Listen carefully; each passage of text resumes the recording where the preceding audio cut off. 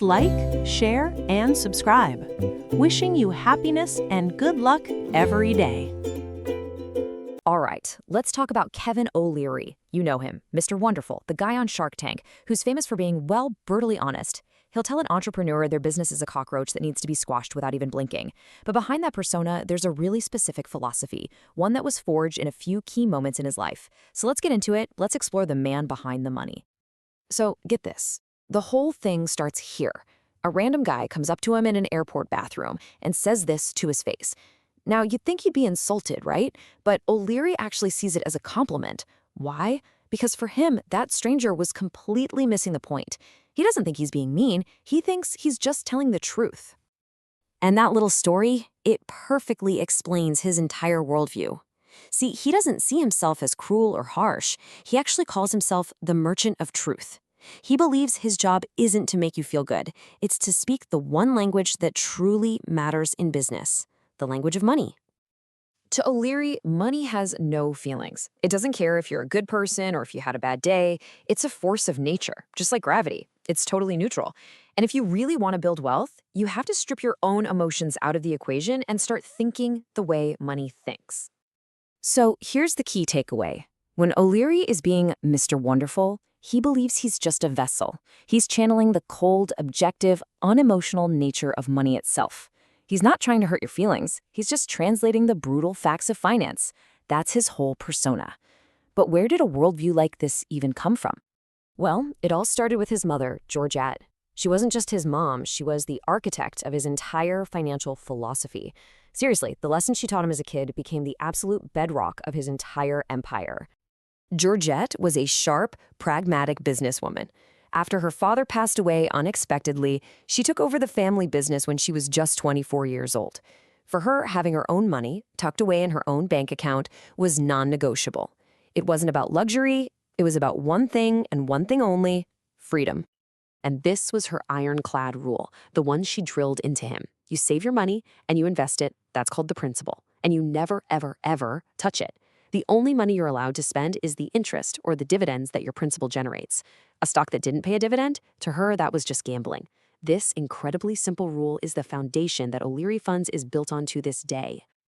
So you've got the philosophy, but it takes a trial by fire to really make an entrepreneur. And for O'Leary, that moment of truth came from a moment of, well, total teenage humiliation. Picture this.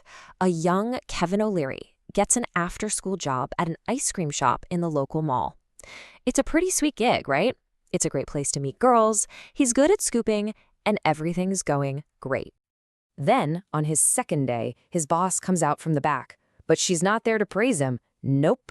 She points to the floor and gives him an order. Get on your knees and scrape all the old, nasty chewing gum out from between the tiles. O'Leary is just stunned. He imagines a cute girl walking by and seeing him on the floor scraping gum. And in a moment of pure teenage defiance, he looks at his boss and says, "That's not my job. My job is to scoop ice cream." The result was immediate, and it was absolute. His boss gave him the meanest look he'd ever seen and said, "You're fired. Get out of my store."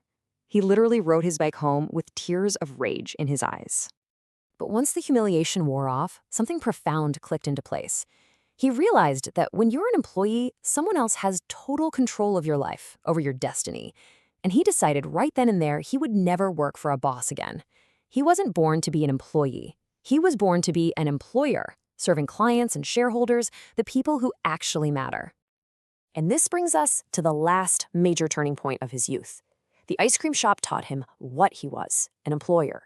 But this next lesson would teach him how to get there, and it forced him to face the cold, hard truth about his dreams. You might not believe this, but O'Leary didn't dream about going to business school. He wanted to be an artist. He was a passionate photographer, and he dreamed of having a career like Ansel Adams, traveling the world and taking amazing pictures. He just figured that if an artist was famous, they must also be rich. So when he told his stepfather, George, about this big plan, George didn't shoot him down. Instead, he asked a simple question that changed his entire life. He said, "That's great that you want to be a photographer, but what are you willing to do to support that dream? You know, actors wait tables, writers have gay jobs. What thankless work were you willing to do?" And that was it. That was the moment O'Leary realized he wasn't willing to lay bricks or clean garbage cans just to fund a passion that had zero guarantee of paying off. Why? Because he loved money too much. He understood then and there that if you can't monetize a skill, it's not a business, it's a hobby, and he chose business. So, after all of that, the lessons from his mother, the humiliation at the ice cream shop, the hard choice about his future, a really clear set of principles started to form. These are the core truths that define the man. Let's just break them down real quick. 1, money is neutral like gravity. Don't get emotional about it. 2, his mother's golden rule. Spend the interest, never, ever the principal. 3, the lesson from Magoo's. Know if you're an employer or an employee. Are you built to give orders or take them? 4, turn your weaknesses into your strengths. And 5, the ultimate reality check from his stepfather. If it doesn't make money, it's just a hobby. And that leaves us with the central question of Kevin O'Leary's whole journey. And it's a question for all of us, really. It's not enough to know who you want to be.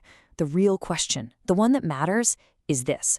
What are you willing to do day in and day out to make it happen? That, my friends, is the cold, hard truth. You've seen him on TV, right? That cold, brutally honest, money-obsessed persona. But how did Kevin O'Leary, the guy they call Mr. Wonderful, actually become that character we all know? Well, to figure that out, we have to start in a place you would never, ever expect. An airport bathroom. Yeah, just picture it. You're a famous TV personality, you're just minding your own business, washing your hands, and a complete stranger walks right up to you and says that to your face, because that is literally what happened to Kevin O'Leary. So you have to wonder, who was this guy? And here's the really wild part. Why didn't O'Leary fight back? Why did he kind of agree with him? The answer to that question, well, it unlocks his entire philosophy. Okay, so let's set the scene. It's 2006. O'Leary's in the men's room at the Toronto airport. And this guy recognizes him from the TV show Dragon's Den. And he is furious. He'd just seen an episode where O'Leary and the other dragons demanded a 50% stake in a company from some young entrepreneurs. The guy starts yelling, accusing O'Leary of basically stealing their company, even their souls.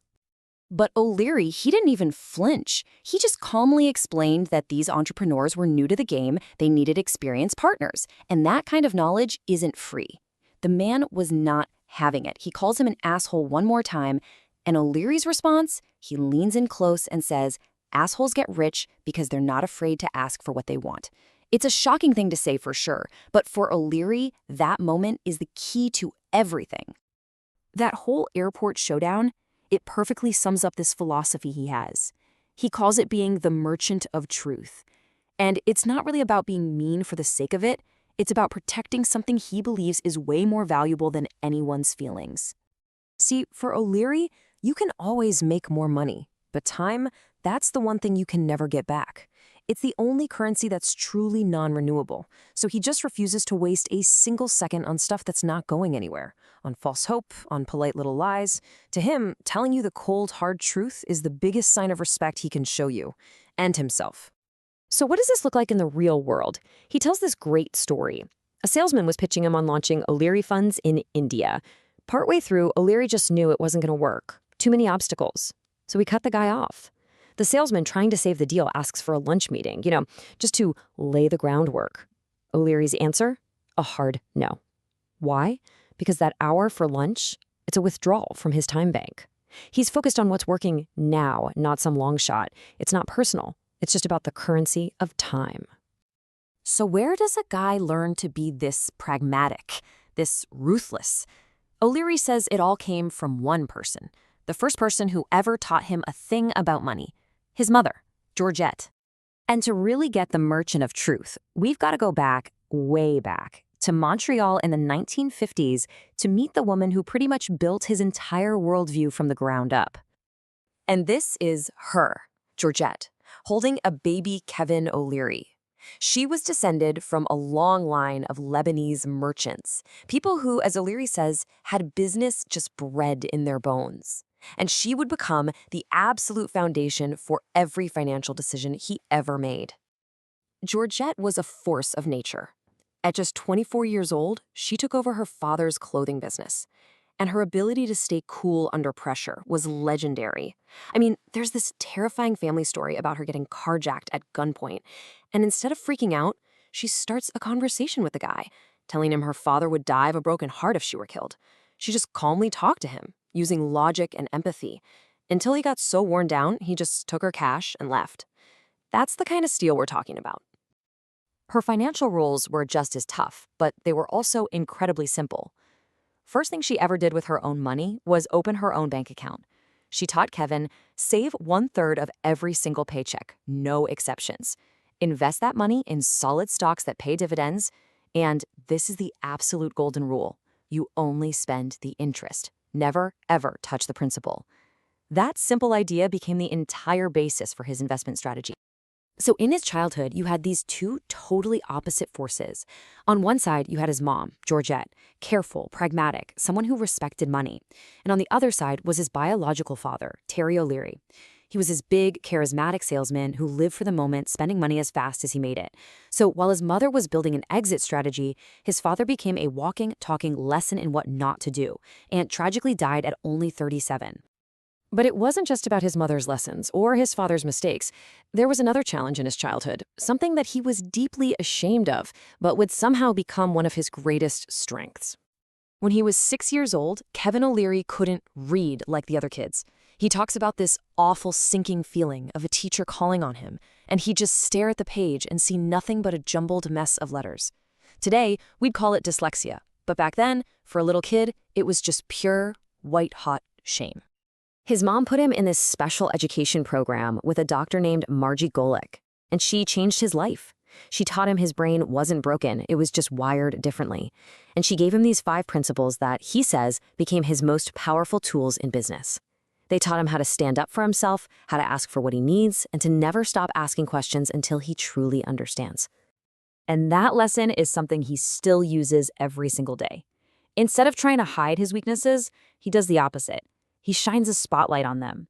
And then he goes out and hires the smartest people he can find to do the things he can't. He'll admit that he's terrible at the methodical, detail-oriented parts of a business. So he hires perfectionists and pays them really well to handle it. He literally turns his weakness into a business strategy.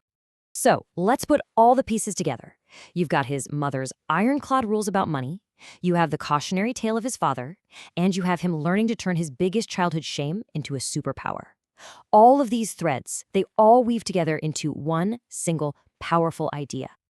This was his mother's ultimate lesson. For Georgette, this wasn't about buying fancy things. It was about having her own money totally separate from her husband's so that she always had an out. She was never trapped. For her, money didn't equal stuff. Money equaled freedom. And right there, that's the key that unlocks the whole Mr. Wonderful persona. Think about it. If money equals freedom and time is the one thing you spend to get money, then wasting time is literally just throwing your freedom in the garbage.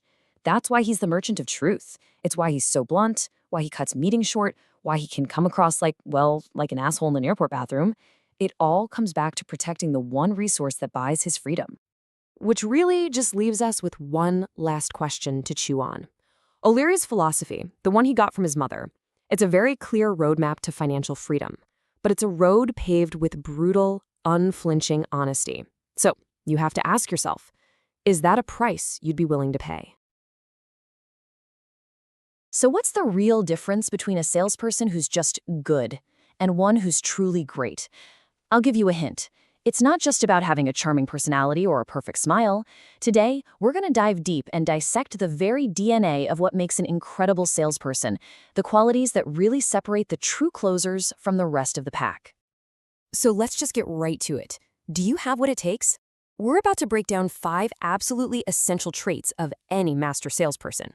And as we go through them, I really want you to think about the best salespeople you've ever come across. And hey, who knows? Maybe you'll recognize some of these qualities in yourself. You know, the world of sales is kind of a jungle. It's really not a place for the timid. It tends to attract these extreme personalities, people who thrive on living by their wits and sheer force of will, just going from one deal to the next. It's a high-stakes game, for sure, and only the strong really survive. And that brings us perfectly to our first quality. Now, this one is interesting because it's not about what you say. It's all about how you show up. It's this idea of occupying the ground you walk on, projecting this undeniable presence before you even say a single word. It's the silent language of confidence. Think of it like a force field of confidence. You walk into a room, and people can just feel it. Now, you're not arrogant, not at all, but you carry yourself with this quiet assurance of someone who knows, deep down, they have something incredibly valuable to offer. It's like your belief in yourself and your product becomes a physical thing. And here's where it gets personal and really tangible. We're not talking about some vague, abstract idea of confidence. We're talking about the walk. It's about making an entrance, owning the space you're in, and just radiating an energy that makes people curious. They want to know more about you. It's a seriously powerful first impression that says so much before you've even spoken. So how do you get the walk? Well, it's not about being a runway model. It's all in the details. It's the straight spine, right?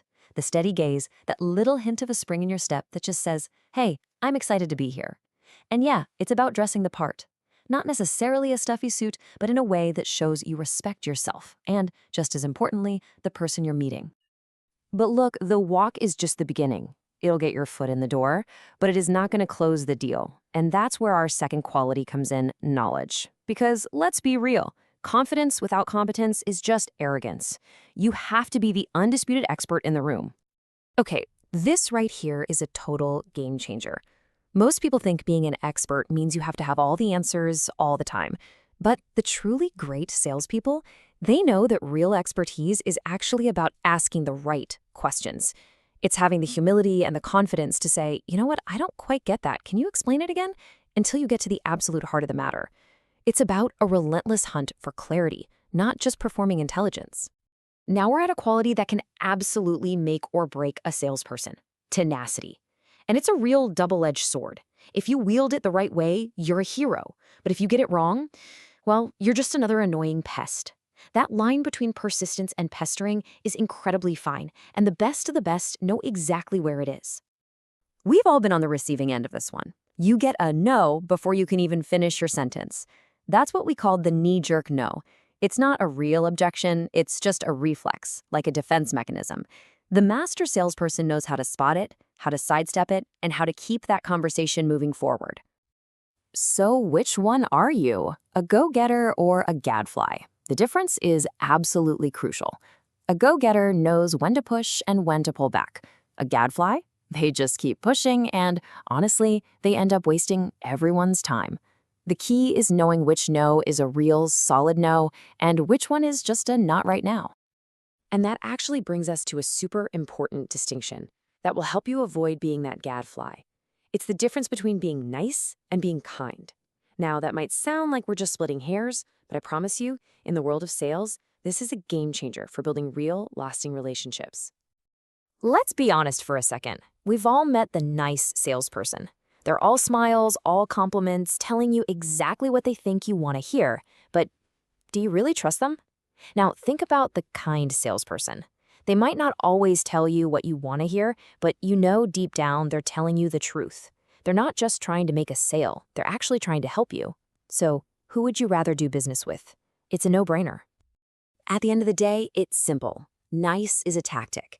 Kindness is a character trait. And in the long run, character always wins. People can smell insincerity from a mile away. But genuine kindness, that's like a magnet for trust. And trust is the real currency of any great relationship, business or otherwise. Okay, so we've covered the walk, the knowledge, tenacity, and kindness. But there's one final quality that kind of ties them all together, that fuels the whole engine of sales greatness. And this one, well, this is one you just can't fake. It has to come from the heart. Joy. It's more than just a feeling. It's a force. It's that spark you see in their eye, the enthusiasm in their voice. It's a genuine passion that just radiates from the best salespeople. It's this infectious energy that makes people want to lean in, listen a little closer, and become a part of whatever it is you're offering. And this isn't some superficial, happy-go-lucky act. It's a deep-seated joy that comes from a profound sense of purpose. You see, the greatest salespeople don't see themselves as just peddlers of products. No, they see themselves as problem solvers, as agents of change, as people who facilitate human desire. And when you see your work in that light, it's almost impossible not to feel a true joie de vivre. So there you have it, the 5 pillars of sales greatness. You've got the walk, which commands respect, the knowledge, which builds trust, the tenacity to overcome obstacles, the kindness, which creates a real connection, and finally, the joy, which makes it all worthwhile. If you can master these 5, you'll be pretty much unstoppable. Because in the end, sales isn't really about moving units off a shelf. It's about moving people. It's about satisfying human desires, one conversation, one connection, one solution at a time. So the question isn't just, do you have what it takes? The real question is this: in this grand theater of human needs and desires, what role are you going to play? You know, who we end up becoming, it's often decided way before we're adults. The core lessons that shape our lives, our careers, and especially our relationship with money, a lot of times they're forged in the fires of our youth. Today, we're going to dive into the story of entrepreneur and Shark Tank investor Kevin O'Leary and see how a series of really painful childhood moments, rejection, failure, actually created the Mr. Wonderful we know today. So our story starts not in some fancy boardroom, but way back in 1960s Cambodia. And that little guy right there, that's a young Kevin O'Leary. See, his stepfather worked for the UN, which meant his childhood was this globe-trotting adventure. He was dropped right into cultures and economic situations that were a world away from your typical suburban upbringing. This wasn't just a family trip. It was the bedrock of his entire worldview. And here's the really wild part. Even as a 9-year-old kid, O'Leary was soaking up these incredibly complex ideas. While other kids were outside playing, he was at the dinner table listening to his parents talk about currency, foreign policy, and jobs. For him, these weren't just abstract ideas in a textbook. He was seeing it all play out in real time, and it was wiring his brain to see the entire world as one big market of opportunities. So what was his first huge lesson? Simple. The world is a classroom. His education in global economics wasn't from a book. It was completely hands-on. His stepdad, George, didn't just talk about business. He showed him. He'd take Kevin to Michelin rubber plantations, to fishing centers, and they'd talk about everything from making operations more efficient to getting production costs down. I mean, can you imagine getting that kind of real-world MBA before you're even a teenager? But look, it wasn't all a walk in the park. Behind the scenes, O'Leary was really struggling. He was diagnosed with dyslexia, and it didn't just make reading hard. It came with this terrifying side effect where, out of nowhere, he would completely lose his sense of direction, no idea where he was. And this is such a crucial piece of his story, right? It's a reminder that even these future titans of industry face some pretty deep personal challenges. Okay, so next up, a powerful lesson in self-worth that was born from rejection in, of all places, paradise. After Cambodia, the family moved to Cyprus, and O'Leary describes it as a kid's dream. Think crystal clear water and olive groves. But this beautiful, idyllic place was about to become the scene of his first major emotional wound, a lesson that would literally shape his psyche forever. And here he is, at the British junior school in Cyprus. And like any kid, he gets a massive crush on a girl. He was a confident kid, maybe a little cocky, and he just figured, hey, it's only a matter of time before she's my girlfriend. Well, he was about to get a very, very brutal reality check. Those were the words. Not from her, but from her brother. My sister can do much better than you, O'Leary. Ouch. Can you just imagine hearing that? He was totally blindsided, heartbroken, humiliated. He'd never felt less than anyone before in his life. And now, suddenly, his entire worth was being called into question by some other kid on the playground. But when he got home, his mother, Georgette, was just furious. She didn't console him, she armed him.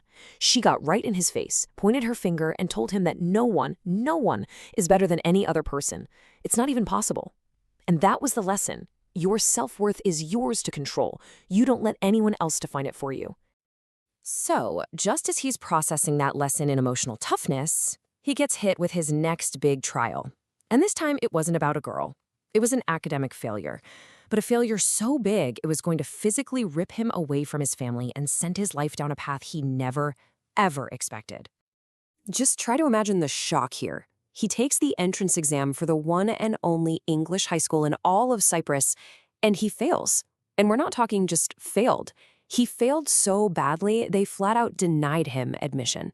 His family got to stay in their island paradise, but he had to leave. The devastation must have been just immense. And boom, the consequence hits immediately. At just 13 years old, he's shipped off to a military boarding school in Quebec, literally the polar opposite of Cyprus. He goes from this loving home to a freezing dorm with a dozen other boys. It was strict, it was lonely, and frankly, it was miserable. But it also taught him how to fend for himself and drilled a kind of harsh discipline into him that he'd definitely use later on. But here's the crazy part. Years later, there's a twist. The headmaster from that school in Cyprus admitted they'd made a mistake. The test was way too hard, and they shouldn't have rejected him. So this incredibly traumatic experience taught O'Leary one of his most famous principles. Always, always question authority. No, he learned, is never the final word. It's just an invitation to start negotiating. All right, so this brings us to what might be his most famous story, the gum scraping epiphany. After this whirlwind childhood, his family finally settles down in Ottawa. As a teenager, O'Leary gets a job at an ice cream parlor, a pretty normal gig, but this seemingly small-time job would lead to a moment of total humiliation and his single most important business realization. So picture it. It's his second day on the job at Magoo's ice cream parlor. He's feeling pretty good. You know, he's getting the hang of scooping, the store is busy, but he's keeping up. Then, during a quiet moment, his boss comes out from the back. He's maybe expecting a "good job, kid," but that is not what he gets. Instead, she points to this piece of gum stuck in the floor tiles and gives him this order. The first thing he thinks is, how embarrassing would it be if a cute girl walked in and saw him doing that? And the second thing he thinks is, this isn't what I was hired to do. And his response? So simple, so direct. He refused. That's not my job. He truly believed his job was serving customers and scooping ice cream, period. Not scraping gum off the floor. It was this pure, unfiltered moment of defiance. And the consequence was just as fast and just as direct. Fired. On the spot. He said he just bolted for his bike and pedaled home with hot tears of rage stinging my cheeks. He didn't even really know what fired meant, but he sure felt the shame of it. When he got home, his stepfather, George, laid down another piece of wisdom that would change everything. He explained that, look, in life, everybody serves someone. As an employee, you serve your boss. And, as O'Leary would later find out, even when you're the owner, you serve your customers, you serve your shareholders, there's just no escaping it. And that shame, that anger from being fired, it didn't just go away. No way. It basically lit up a giant fork in the road for him. It forced him to really look in the mirror and make a fundamental choice about his future and the kind of person he was going to be. And this really breaks it down to the two paths, right? You can be the employee, follow the path that's already there, look for security and serve your boss. Or you can be the employer. You create the path, which is this all-consuming thing, and you serve the customer. O'Leary realized he was not built for that first path, and that's when it clicked. That power his boss had to just cut off his money just like that, he decided right then and there, nobody would ever have that power over him again. Ever. And this is him, right? On his way. All of these tough experiences, the dyslexia, the rejection, the failure, the firing, they weren't just random bad things that happened to him. They were what he calls burnished wisdom. They were arming him, preparing him for the path he was now dead set on taking, the path of the employer. He talks about that day he was fired, like a fog was lifted. He got this crystal clear message from deep inside himself. And it wasn't about ego. It was about destiny. He finally understood his own fundamental nature. He was an employer, not an employee. So when you boil it all down, the ultimate takeaway is this. The moments that probably felt like his biggest failures were actually the things that sparked his greatest successes. The rejection taught him self-worth. The academic failure taught him to always negotiate. And that humiliating firing, it cemented his identity as an entrepreneur. See, these experiences didn't break him, they built him. And that leaves us with one final thought, one that turns his lesson right back on us. When you look at your own life, the challenges you faced, the times you've been knocked down, you have to ask yourself the same fundamental question that Kevin O'Leary answered in that ice cream shop all those years ago. Are you here to follow orders, or are you here to give them? You ever wonder if you're really, truly wired to be an entrepreneur? Or, if you're actually better suited for a more structured career path? Well, we're about to find out with this pretty fascinating entrepreneurial quotient, or EQ, test. It's designed to get to the core of your mindset. It's simple, but it might just tell you a whole lot about yourself. So let's dive in. So let me just ask you straight up. Do you really have what it takes to be your own boss? And I'm not talking about a job title here. This is about your internal wiring, how you react to things like risk and chaos, and even obsession. We're about to take a good look at that wiring together. And this all comes down to what the source material calls the entrepreneurial quotient. Just think of it as a way to measure how you instinctively handle the big stuff. You know, the key ingredients that so often define an entrepreneur's life. Okay, the rules here are super simple. I'm going to read a bunch of statements. For each one, you just pick an answer and keep a little mental scoreboard going. The only real key here, you have to be totally honest with yourself. That's the only way this thing actually works. And here are your options. For each statement, you got to ask yourself, is this always true for me? Quite true? Rarely true? Or is it a flat out, hell no? Got it? Awesome. Let's get started. All right, let's kick things off with the big one, security versus risk. This first section really gets right to the heart of it all, your relationship with money and stability. How comfortable are you, really, with a little or a lot of uncertainty? Okay, here's our first statement. Just read it and really let it sink in. Is knowing your future income like a total non-negotiable for you? Go ahead and pick your answer. Always true, quite true, rarely true, or a firm hell no. So what's your answer say about you? Well, if you went with always or quite true, it suggests that financial predictability is, a cornerstone of your comfort. But if you leaned more towards rarely true or hell no, you're probably wired to trade that safety for the chance at a much bigger payoff down the road. All right, next one up. How does this statement feel to you? That feeling of a steady, automatic paycheck just showing up in your account. Is that a deep source of comfort and security for you? Lock in your answer. And right here is the fascinating divide. For one type of person, that paycheck is like a warm security blanket. But for the entrepreneurial mindset, it can actually feel like a ceiling on their potential. It's a limitation, not a comfort. Just two completely different ways of looking at the very same thing. And here's the last question on risk. Just imagine this world for a second. High-stakes deals, massive financial swings up and down. Is that a total nightmare to you? Or is there part of you that finds it thrilling? Be honest with yourself. Where do you land? Okay, let's shift gears now from your wallet to your workflow. This next section is all about focus versus chaos. Are you a master of deep, methodical work, or do you actually kind of thrive right in the middle of a hurricane? Think about your ideal day at work. Does this sound like you? Do you hate being interrupted when you're deep in a task? Or are interruptions just part of the game for you? This just perfectly illustrates the two worlds, doesn't it? The employee often excels by diving deep, focusing on one specific task.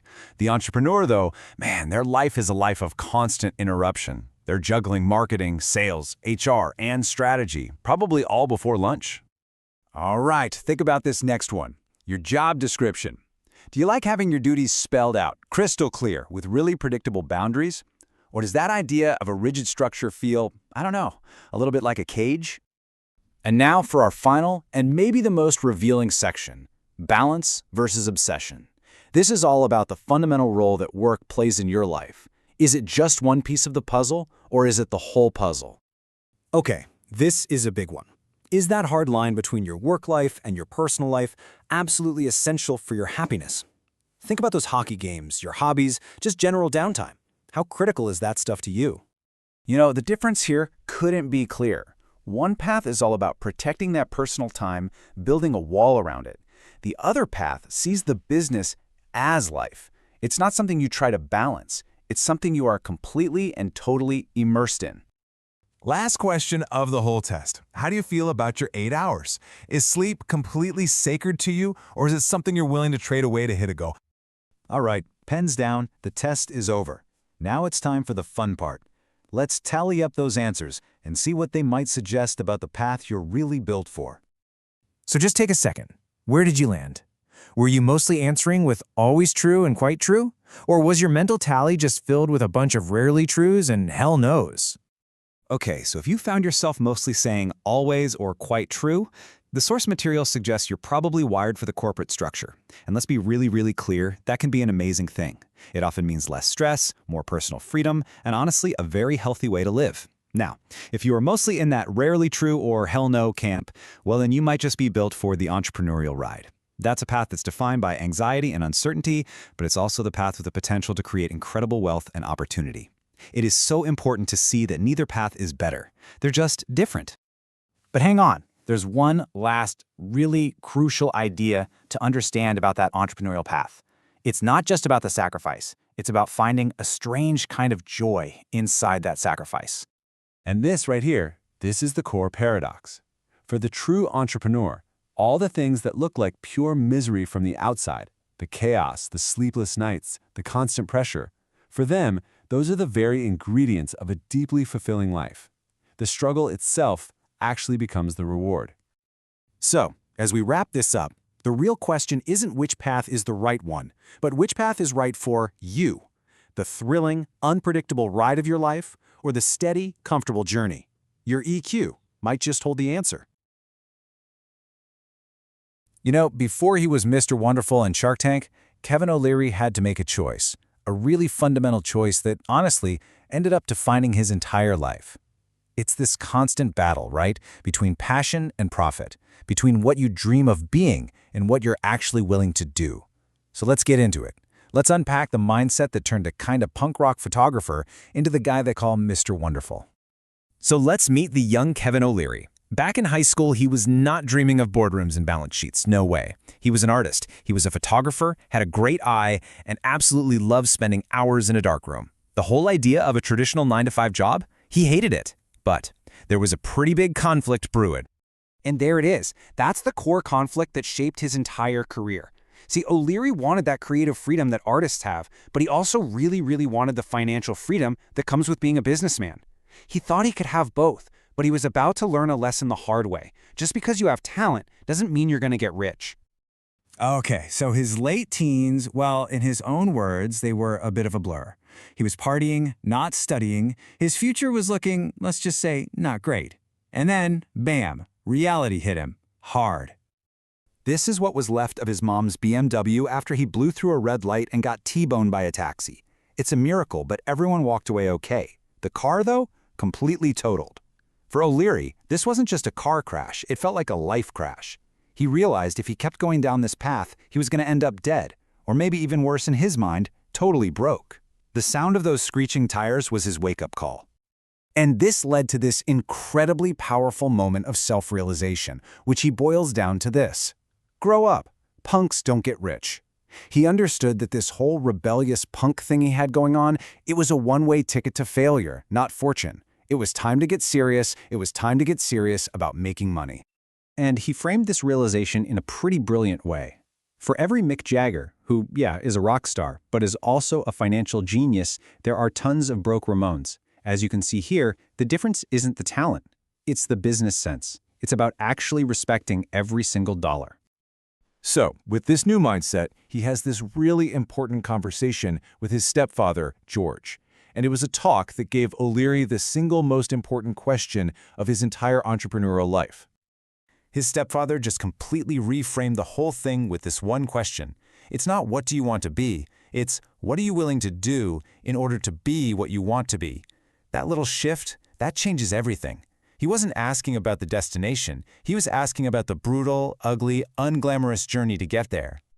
So the to-be part, that's the dream, right? That's the top of the mountain, being a famous, wealthy photographer. But the to-do, that's the real work. That's the grueling climb up the mountain, laying bricks, waiting tables, cold calling magazines, and just facing rejection after rejection after rejection, all just to survive. And you know what? In this moment of incredible self-awareness, O'Leary admitted to himself, he wasn't willing to do it. The thought of working jobs he hated for years just to support his passion with absolutely no guarantee of success, that was a deal breaker. He just loved the security of money too much to risk it all like that. Photography was going to have to be a hobby, not a career. All right, so if photography's out, then what's next? Well, his next big lessons didn't come from a professor in a lecture hall. They came from a local pub over a shuffleboard table. So O'Leary heads off to the University of Waterloo. He literally picked his major based on what would be easiest. But his real education, that was about to start after hours, where he found a talent that was surprisingly profitable. He and his buddy Paul, they were an amazing shuffleboard team. They worked out a strategy, they hustled other players, and they started making real cash. We're talking a couple $100 on a good night. But O'Leary quickly realized something really important about his so-called skill. And that's the light bulb moment. His real talent wasn't just playing the game. It was monetizing the game. It was the system, the hustle, the little business he built around playing shuffleboard. That was the actual gift he had. And this whole experience boiled down to a core principle that would guide his entire career. It's simple, but it's kind of brutal. If you can't make money from it, it's a hobby. Period. A passion isn't a business until it actually makes you money. But he learned another lesson when the bar owner, who was pretty smart, demanded a 10% cut of their winnings. At first he was furious, but then he got it. They were on the left side of this equation. They were just making money. The bar owner, she was on the right. She was creating wealth. She owned the asset, the bar, the table, and was making money off their work, not her own.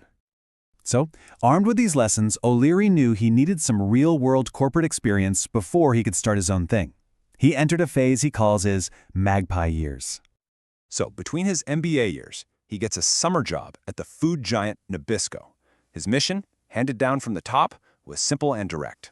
He was now the assistant brand manager for a major cat food brand, and his only job was to sell more of it. His first day on the job, they take him to the rendering plant to see how the sausage, or cat food, gets made. And it was an eye-opener. He found out that all the different flavors of cat food basically came from 2 giant vats of paste made from leftover animal parts boiled in papaya juice. His job was to just add a new ingredient here and there and slap a fancy new name on the can. So he gets to his big sales conference, he's pitching his new flavors, and a senior buyer calls him out. He says he wants to see O'Leary eat the cat food himself to prove it's as good as he says. So right there, in front of everyone, O'Leary scoops up the paste, smears it on a cracker, and eats it like it's the best thing he's ever tasted. And you know what? He got the order. It was disgusting, but it was brilliant, and it proved he'd do absolutely whatever it took to win. And that crazy experience solidified a core lesson he calls the magpie mindset. The idea is pretty simple. When you're working for someone else, your real job is to be a magpie. You gather every shiny, useful thing you can find, skills, contacts, industry knowledge, and you bring it all back to build your own nest for the future. Okay, so let's pull all these early experiences together. What O'Leary was doing piece by piece was building a toolbox of skills and rules that would eventually become the foundation for his entire empire. So what are the big takeaways from his journey? First, you have to know the difference between the dream, the to be, and the actual work, the to do. Second, if you can't make money off a skill, it's a hobby, not a business. Third, use your time working for others to be a magpie and collect assets for your future. Remember his shuffleboard partner, Paul? He found someone who had skills that complemented his own. And finally, like we saw with the cat food, you got to be willing to do whatever it takes to close the deal. You know, when you really look at it, this whole journey is just a masterclass in ruthless self-awareness. Here's a little known fact. O'Leary's struggles with dyslexia are what pushed him away from writing and toward visual arts, like photography, in the first place. He leaned into what he was good at and turned a potential weakness into a lifelong strength. So, that leaves one last question for you. What's your biggest weakness, and how could you maybe reframe it to become your greatest asset? So, what does it really take to be seen as a winner in the corporate world? Today, we're going to unpack a brutally honest take on hiring that you probably won't find in most career guides. Let's just dive right in.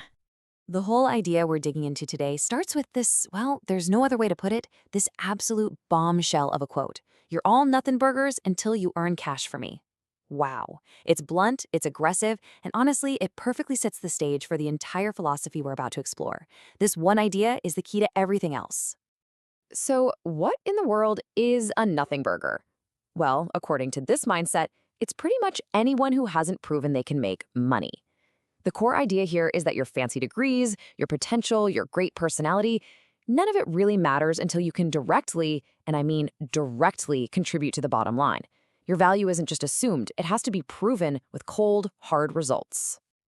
So, that brings us to the million-dollar question, doesn't it? Are you a nothing burger? The next section gets right into the nitty-gritty, the cold, hard truth of how you prove your value from this pretty intense perspective. Okay, first up, and this is absolutely the most important part, show me the money.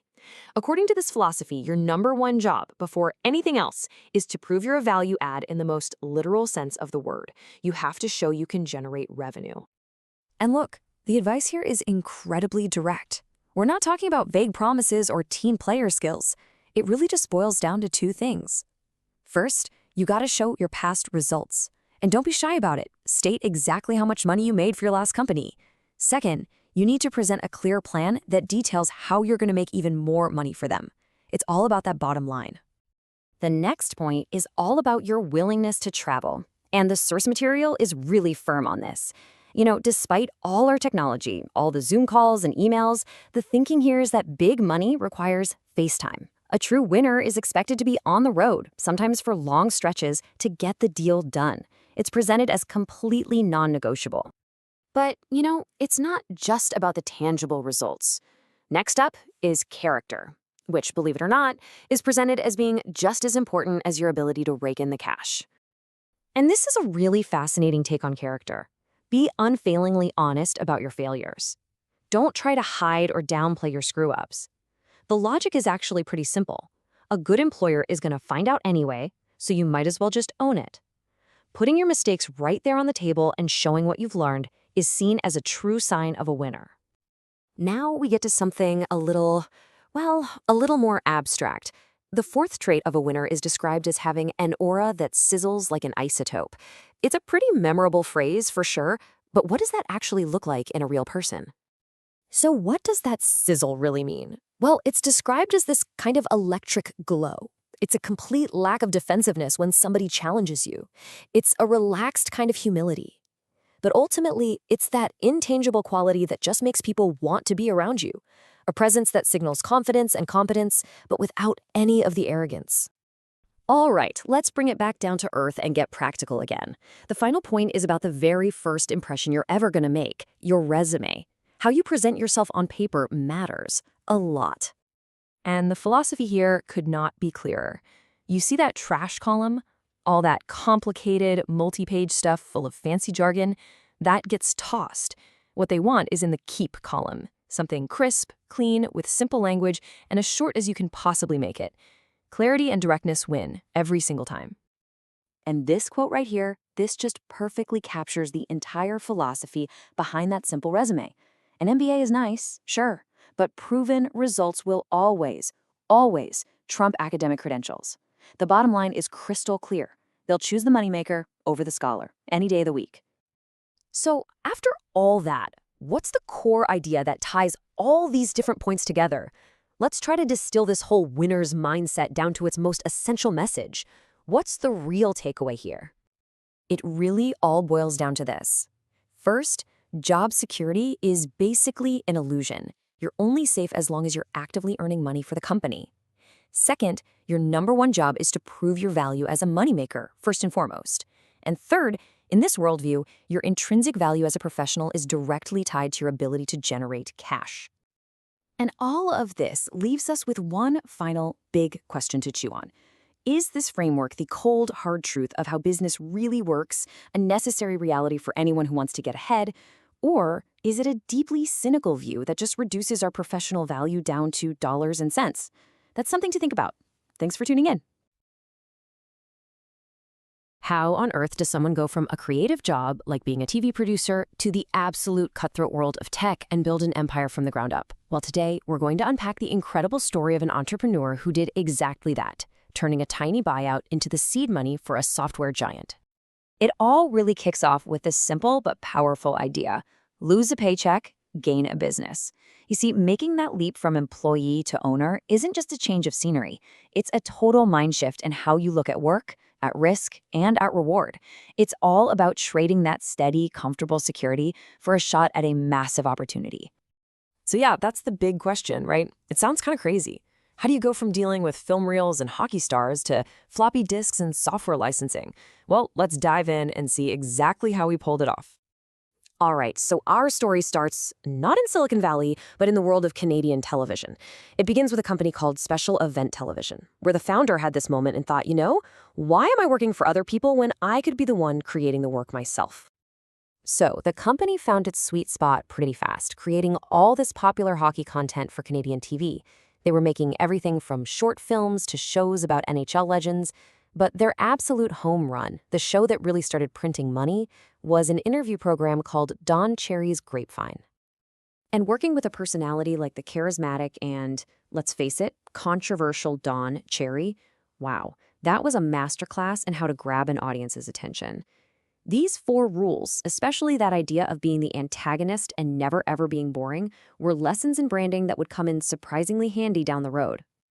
And this is where he learns his first brutal lesson in business. As the show just exploded in popularity, a partner figured out he could do it without the founders and offered to buy them out. The takeaway here is so important. If a bigger fish wants to buy your company, sell it. Their excitement usually means they're ready to pay more than it's actually worth.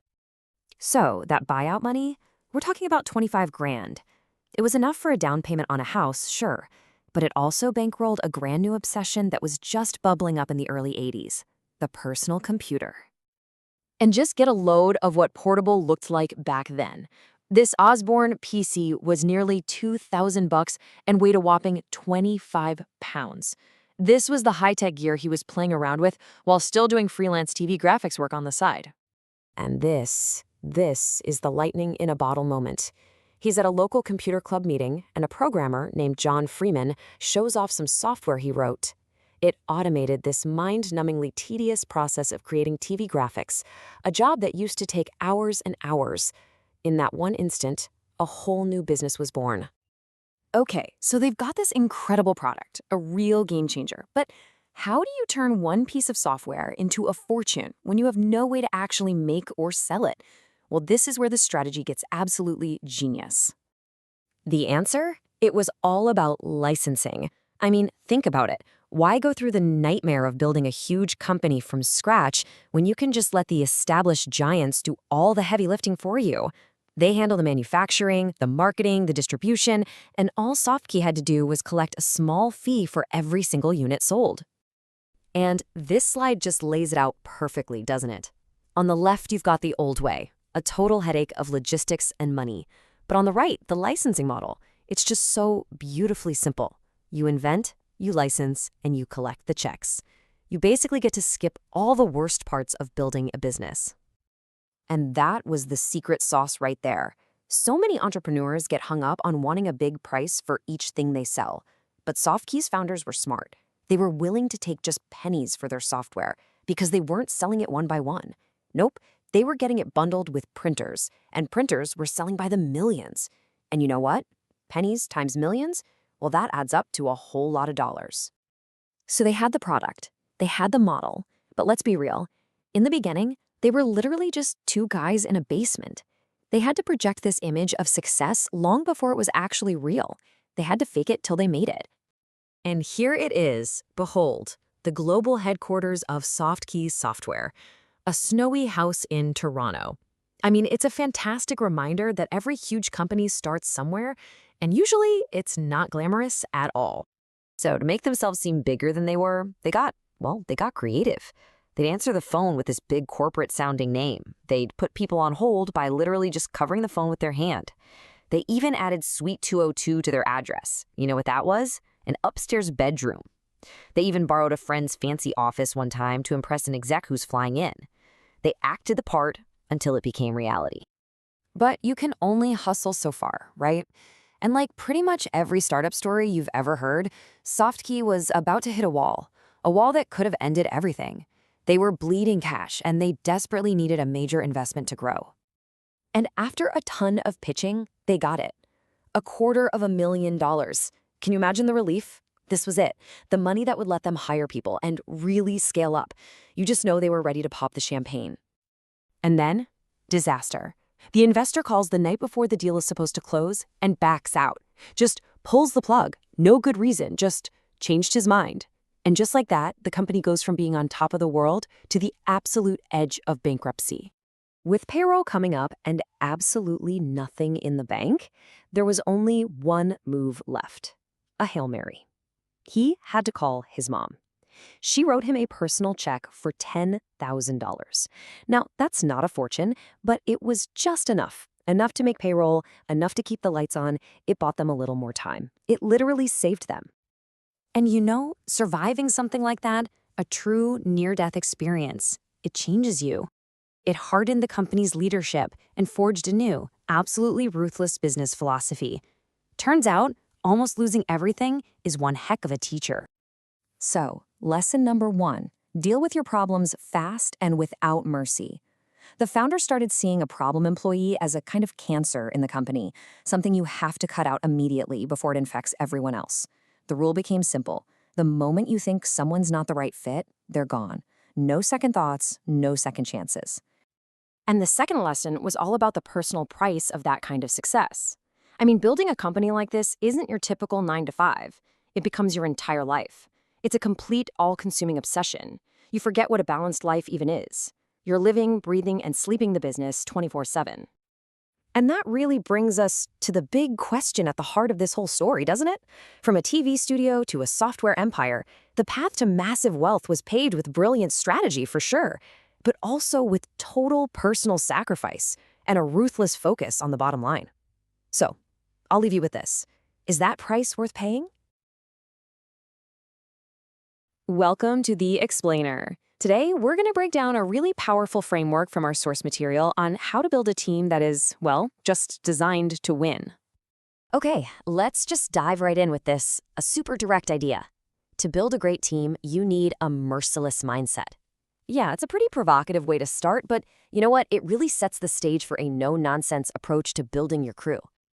So this brings up a huge question for any leader, any entrepreneur, really any business owner listening right now. I mean, take a good hard look at your team. Are you really set up to win? And look, the source is crystal clear about this. If you have people on your team who are underperforming, your business is going to pay the price. It's not just some small issue, it's a real fundamental weakness. So, what's the solution? Well, the solution is a very specific kind of anatomy, a blueprint, really, made up of 5 essential players. The idea here is that every single strong, competitive team is built on these 5 key roles. So let's break them down. We're going to start with the 2 roles that make up the absolute core of your company's ability to actually make money. These are not support roles, okay? They are the engine of your whole business. First up, you've got the business partner. The author of our source material says this role is absolutely fundamental to his own success. In fact, he says he's only ever made money when he was working in a partnership. So here's the crucial thing to get. This is not about finding a clone of yourself. It's about creating this powerful money-making dynamic with somebody who actually complements your weaknesses and challenges how you see things. That's what makes the whole thing stronger. All right, let's move on to the second player in that money-making core, the numbers expert. A lot of the time, this is your chief financial officer, but their job is way, way more than just accounting. I love the metaphor here. Think of this person as the structural support for your whole business. They are the third leg of a sturdy stool. They know the details so incredibly well, they could probably find any piece of information you need in the middle of the night without even turning on the lights. That's how well they know the company. Okay, so once you have that money-making core in place, we need to talk about the 2 roles that protect you and your business from all the threats out there, both internal and external. These people are your shields. Next up is the sober second thinker. Now, this person has a really unique and powerful position. It might be your top lawyer or your head of publicity, but their real job, their core function, goes way beyond their title. It is singular and it is absolutely vital. The power this person has is just immense. This is the one individual whose no is totally non-negotiable. Not because of their rank, but because of your trust in them. You listen to them because you know their no is all about protecting you, period. And you can see here that protection covers 3 absolutely critical areas: legal stuff, financial stuff, and your public image. I mean, one wrong move in any of these can be a total disaster, which is why your sober second thinker is your ultimate safety net. So, player number 4 is all about managing your most valuable, non-renewable resource, your time. But this is a role that a lot of people misunderstand. So, the source makes a really, really sharp distinction here. An assistant manages your calendar, but an efficiency expert protects your time. See the difference? They aren't just scheduling meetings, they are strategically deciding where you need to be to create the most value for the company. It's a huge difference. And finally, we get to the role that honestly underpins everything else. This player operates outside the office walls, but they are arguably the most critical piece of the entire structure. And that brings us to the home team leader. This source material is super clear here. This is often your spouse or your life partner, and they're described as the most important partner you will ever have in your entire life. This person is your anchor. And you're probably noticing a theme here, right? Just like with a business partner, this isn't about being similar. It's all about balance. They have the essential traits you might not have. Maybe patience, maybe firmness, maybe kindness. And that creates the stability in your personal life that lets you succeed professionally. Wow, this quote from the source just says it all, doesn't it? It just perfectly captures that symbiotic relationship where one person is building that foundational support at home, which allows the other person to go out into the world and get things done. So, how do we pull this all together? Well, here it is, the complete anatomy of the perfect team, laid out as a simple 5-part checklist you can use for your own organization. So there you have it, the 5 indispensable players: the business partner, the numbers expert, the sober second thinker, the efficiency expert, and the home team leader. I want you to take a second and really look at this list. Think about your own team, both at work and at home. Is anyone missing? Or, maybe even more important, is anyone in one of these roles underperforming? So, at the end of the day, what's the big takeaway? It's really about a shift in how you think. Building a winning team isn't just about hiring for skills or filling empty chairs. It's about consciously, strategically filling these 5 fundamental roles with the absolute best people you can find. It's like putting the perfect puzzle pieces in exactly the right spots. And that brings us to the end.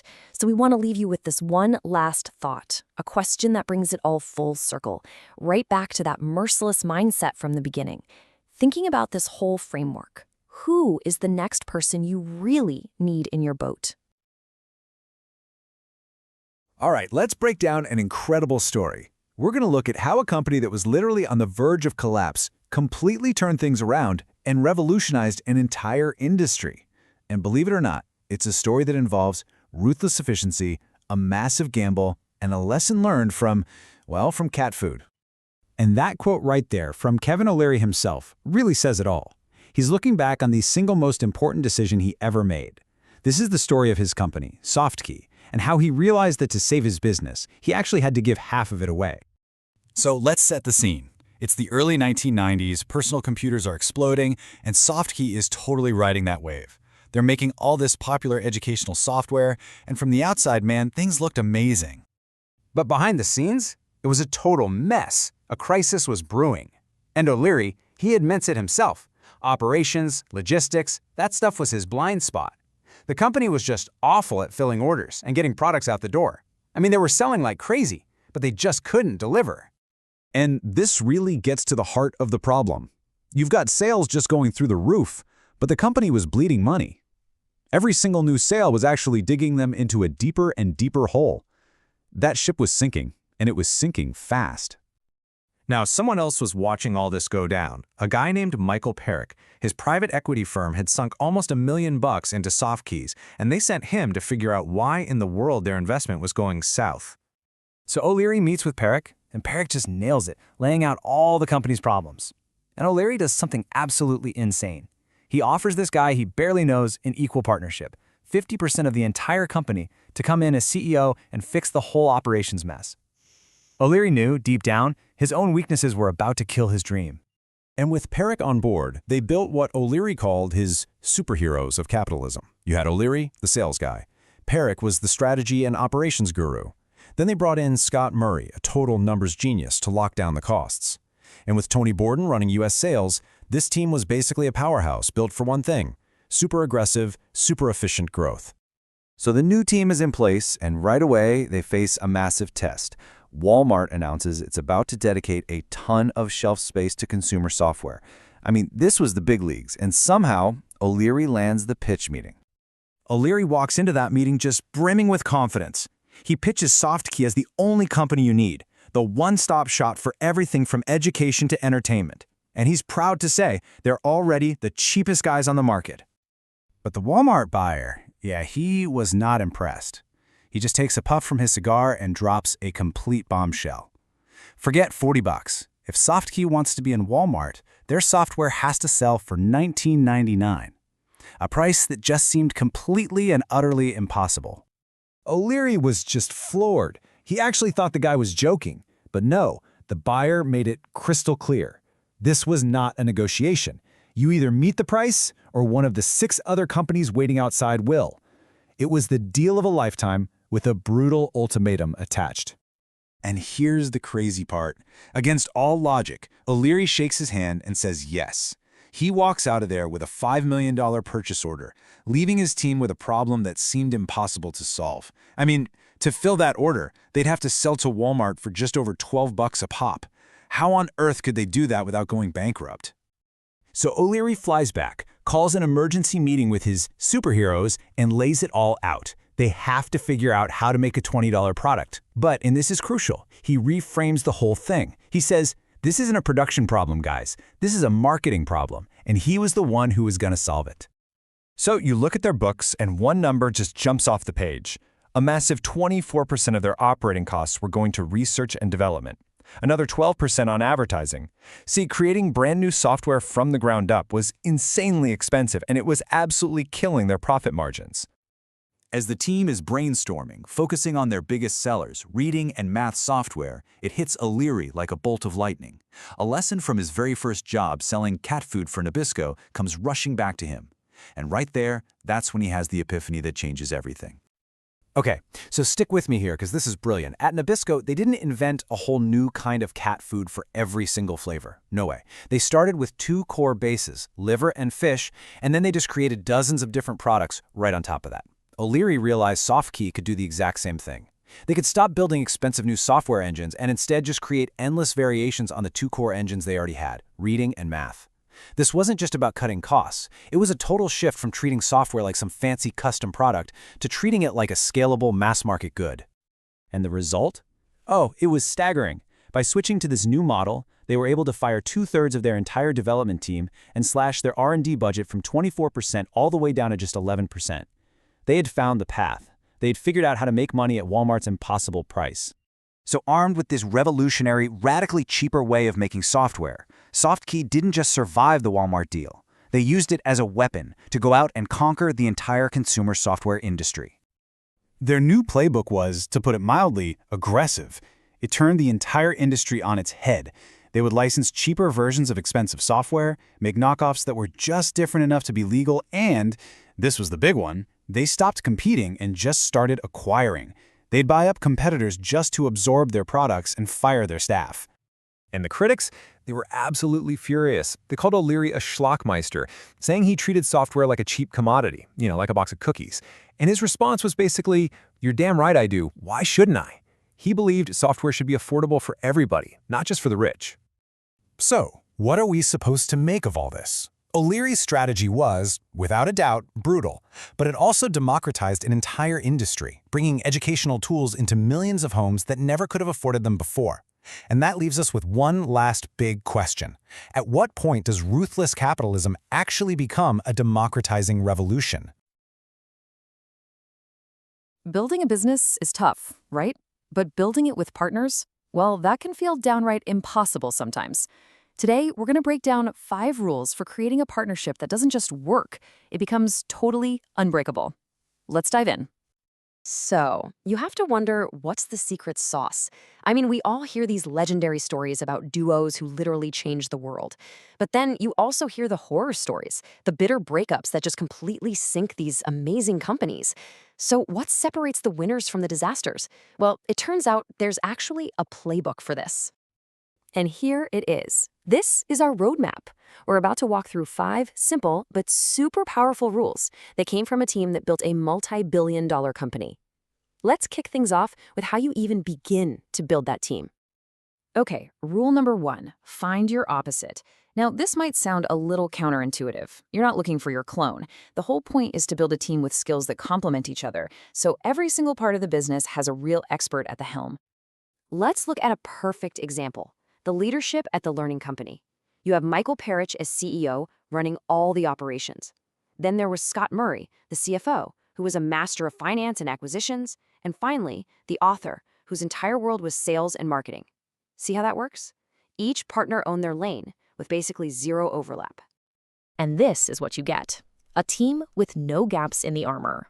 When everyone has their own crucial role, the whole team is just stronger. There are no weak spots for competitors to poke at or for internal drama to fester. The big takeaway here? Build a team that covers all the bases, not one that's full of people just like you. Which brings us perfectly to our second rule. Check your ego. Seriously, this is where so many partnerships go off the rails. The second a partner starts thinking they're the special one, the one the company can't live without, they stop thinking about what's actually good for the business. And this is where the idea of bench strength comes in. It's a term from baseball, and it's all about making sure your backup players are just as good as your starters. In business, it means you're always developing talent so the company can keep winning even if a star player, a key leader, suddenly leaves. It's about building a system that's bigger than any one person. And that leads to this, a pretty blunt but absolutely vital truth. For a partnership to really thrive, every single person has to get this. When you can honestly accept that you are replaceable, your decisions suddenly start serving the company's survival, not your own ego. Okay, so you've got the right people, and they've all got the right mindset. Now what? You have to point them all in the same direction. And that's rule number 3. Set a common goal. And listen, this isn't some fluffy mission statement you hang on a wall. This is a single, crystal clear objective that becomes the North Star for the entire team. The learning company's goal was anything but vague. It was simple. It was aggressive. Conquer the market at all costs. A goal this clear creates an incredible amount of trust. The author said he never had to worry about what the CFO was doing because he knew every single financial move was laser-focused on hitting that one massive target. All right, moving on to rule number 4. Present a united front. I absolutely love the analogy for this one. The source calls it the good parenting principle of partnerships, and it is spot on. The rule is just dead simple. Behind closed doors, argue, debate, challenge each other. That's healthy. That's where the best thinking comes from. But the second you step out in public, in front of your team, your investors, anyone, you have to be a single, solid, united force. Because the moment an employee sees even a tiny crack between the partners, they can drive a wedge right through it. Public unity is everything. It's non-negotiable. And that brings us to the final rule. And, this might be the hardest one of all. Rule number 5, focus on the company. This one takes a kind of ruthless discipline. What it really means is that every single move, every single decision has to get pushed through one simple filter. Is this good for the company? Not, is this good for me? And definitely not, how does this make me feel? It's about totally separating your personal feelings from business strategy. This is the mantra. You've got to drill this into your head. Your business partners are not your therapists. They're not your family. You are not there to work through your baggage. You are there for one reason, to build a successful company, period. And if you ever need a really clear, no-nonsense metric for what good for the company actually means, well, here it is. Passion is great. Vision is crucial. But the ultimate scoreboard, the true health of the company, is the bottom line. Tough decisions get a whole lot simpler when you look at them through that lens. So let's just do a lightning round recap of these 5 rules. Number 1, find your opposite to cover all your bases. 2, check your ego and build that bench strength. 3, set one common goal to get everyone aligned. 4, present a united front no matter what. And 5, focus like a laser on the company and its bottom line. And that really just leaves us with one last question you have to ask yourself. Take a really hard, honest look at your own team, at your own partnerships. Are they built because it's comfortable, because you have similar skills and get along? Or are they built with those different complementary strengths and a totally ruthless focus on a common goal? Are you built for comfort, or are you built to win? So first, fast, ferocious. That's not just a catchy phrase, it's the entire, unapologetic business philosophy of Kevin O'Leary. We're going to dive right in and break it down by looking at one legendary hostile takeover that completely changed the game. I mean, this quote right here, it tells you everything you need to know about the mindset we're about to get into. For O'Leary's company Softkey, business was never about being liked. No, it was all about being dominant. It was war, and the only goal was unconditional surrender from the other side. Okay, so to really get this playbook, we've got to rewind the clock a bit. Let's go back to the mid-90s. The educational software industry was absolutely booming, but there was one company swimming at the very top of the food chain, the great white shark that everyone wanted a piece of. And that company was the Learning Company. or TLC as most people knew it. They were the undisputed kings of the castle, and it was all thanks to a whole line of software that parents and kids just loved. And their crown jewel? Well, that was a certain very smart, very famous gray bunny. So on one side, you have this guy, Reader Rabbit. He's wholesome, he's educational, a trusted friend to literally millions of kids. And on the other side, you have the absolutely brutal corporate battle that this friendly face was about to become the grand prize for. It's quite the contrast. Now for O'Leary, there was just one little problem. The great white shark was already spoken for. See, TLC had just announced a friendly merger with another industry giant, a company called Broderbund. All the press releases were gushing about how delighted everyone was, what an excellent strategic match it was. The deal looked like it was all but done. But to a guy like O'Leary, a done deal is just another obstacle to smash through. And this is exactly where his core strategy kicks in. It's that three-word mantra, first, fast, and ferocious. To beat that friendly merger, his company, SoftKey, had to come in with an offer that TLC's owners simply could not refuse. Okay, so to make their move, SoftKey needed to get bigger and fast. In just a matter of months, they went on this absolutely insane buying spree. They snapped up the company behind the legendary Oregon Trail. They worked their team to the bone, 24/7, to integrate that new company in just 10 days. And then they brought a media giant on board. They were bulking up for the main event. And here's the key insight. Why waste your time talking to a CEO who's already in love with another deal?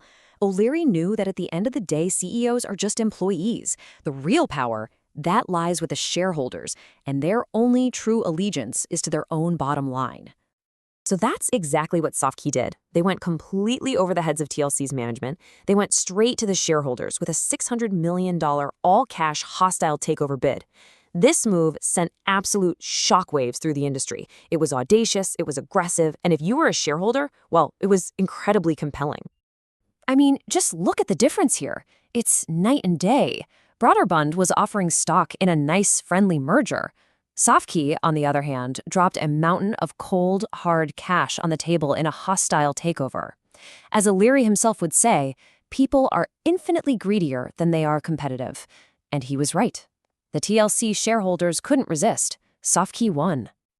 But, winning the company is one thing. Winning the war for control is something else entirely. After the hostile bid was accepted, O'Leary arrived at TLC headquarters to integrate his new prize. And that's when the real fight began. They walked right into an immediate culture clash. You had the hard-charging East Coast suits versus the laid-back Silicon Valley vibe. The remaining TLC employees were defiant, just wondering what these corporate raiders were going to do to their beloved company. Well, they were about to find out, and fast. So O'Leary explained his new model. Forget about expensive boutique software. The future was all about affordable, high-volume products. One of the brand managers there, she pushed back, arguing they were just cheapening a brand that had taken years and years to build up. And O'Leary's response was instant, and it was brutal. You're fired. Then he immediately turned to the next person in line. The message could not have been clearer. Get on board with the new mission or get out of the way. Adapt or die. And O'Leary's audacity didn't stop with his own employees. Oh no. He looked at the company's books and saw TLC was spending a fortune making software for Apple, a company that, you gotta remember, was on the brink of collapse at the time. So he booked a meeting with Steve Jobs and delivered an ultimatum. If Apple wanted TLC's software on their platform, they were gonna have to pay for the privilege. Yeah, the meeting ended exactly how you'd expect it to. Jobs told O'Leary in no uncertain terms to get out of his office and never come back. But for O'Leary, even this was a win. It sent a clear message to the entire industry. The new TLC wasn't afraid of anyone, not even Steve Jobs. So what are the core ideas behind this whole ferocious approach? This entire conquest can really be boiled down to just a few key principles. Let's call it the O'Leary Doctrine. And this was it. It's so simple and so brutal. There was one goal, grow market share, period. One tactic, pour boiling oil on your competitors. One motivator, money. And the single, unbreakable rule that governed everything else, never, ever panic. And this quote right here might be the most telling one of all.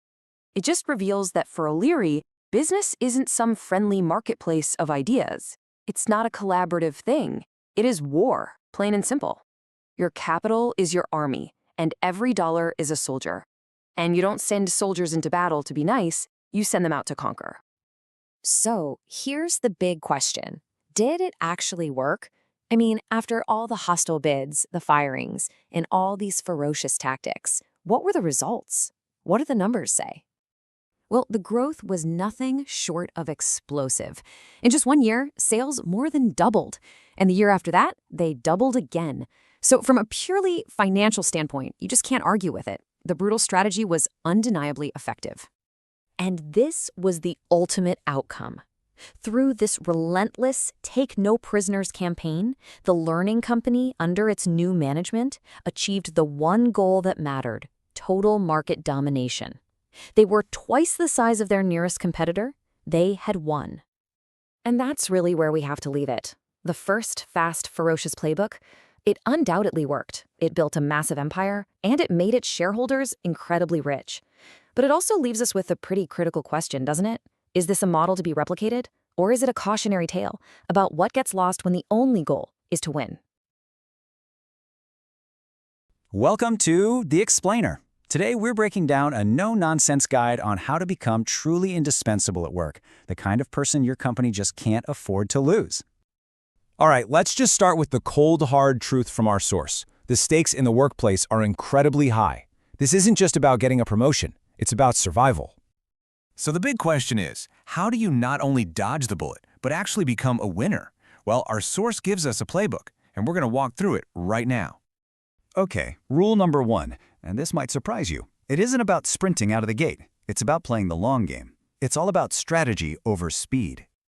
The first 2 steps here are all about strategic patience. First, you just gotta pace yourself. Get your bearings, observe the scene, and understand how things really work before you make any big moves. Then, you show your faith in the company by tying your own success to its future. And this right here really illustrates the power of ownership. Think about it. The people who got truly wealthy at places like Facebook or Google weren't the ones with the highest starting salaries. They were the ones who took stock. So the crucial point is to start thinking like an owner, not just an employee, because, as our source makes clear, that's where true wealth is actually built. And that leads us perfectly into our next section, developing a true owner's mindset. This is about thinking and acting way beyond your job description. To really set yourself apart, you have to think beyond your company's 4 walls. You need to engage in what our source calls business espionage. It sounds intense, but it just means knowing your competitors inside and out. And this brilliantly illustrates the specific proactive steps you can take to gain that competitive edge. You read the industry papers, you study who's stealing your clients, you go to their seminars, you literally eat where they eat to see what's happening. You become an intelligence agent for your own team. Now, here's a common mistake: wasting energy trying to butter up the boss. Our source says that's a losing strategy. Instead, invest that time in learning directly from the best performers on your team. Figure out what makes them tick and absorb those winning qualities. Okay, let's dive into the final rule. This one is all about mastering the subtle signals you send every single day, starting with your own workspace. Our source argues that your personal workspace communicates a huge amount about you. Think of it like a billboard for your personal brand. And trust me, people are reading it. So you want to keep that desk clean and organized, maybe with a few personal touches that reinforce your professional identity. A tasteful photo, a professional award, things that say, I'm competent and I'm human. On the flip side, you absolutely have to avoid clutter and anything that seems unprofessional or, well, juvenile. We're talking stickers, souvenirs, and definitely no stuffed animals. And yeah, the author makes this point in the most direct and unforgettable way possible. The message, as extreme as it sounds, is crystal clear. Your workspace projects who you are. Make sure it's projecting professionalism.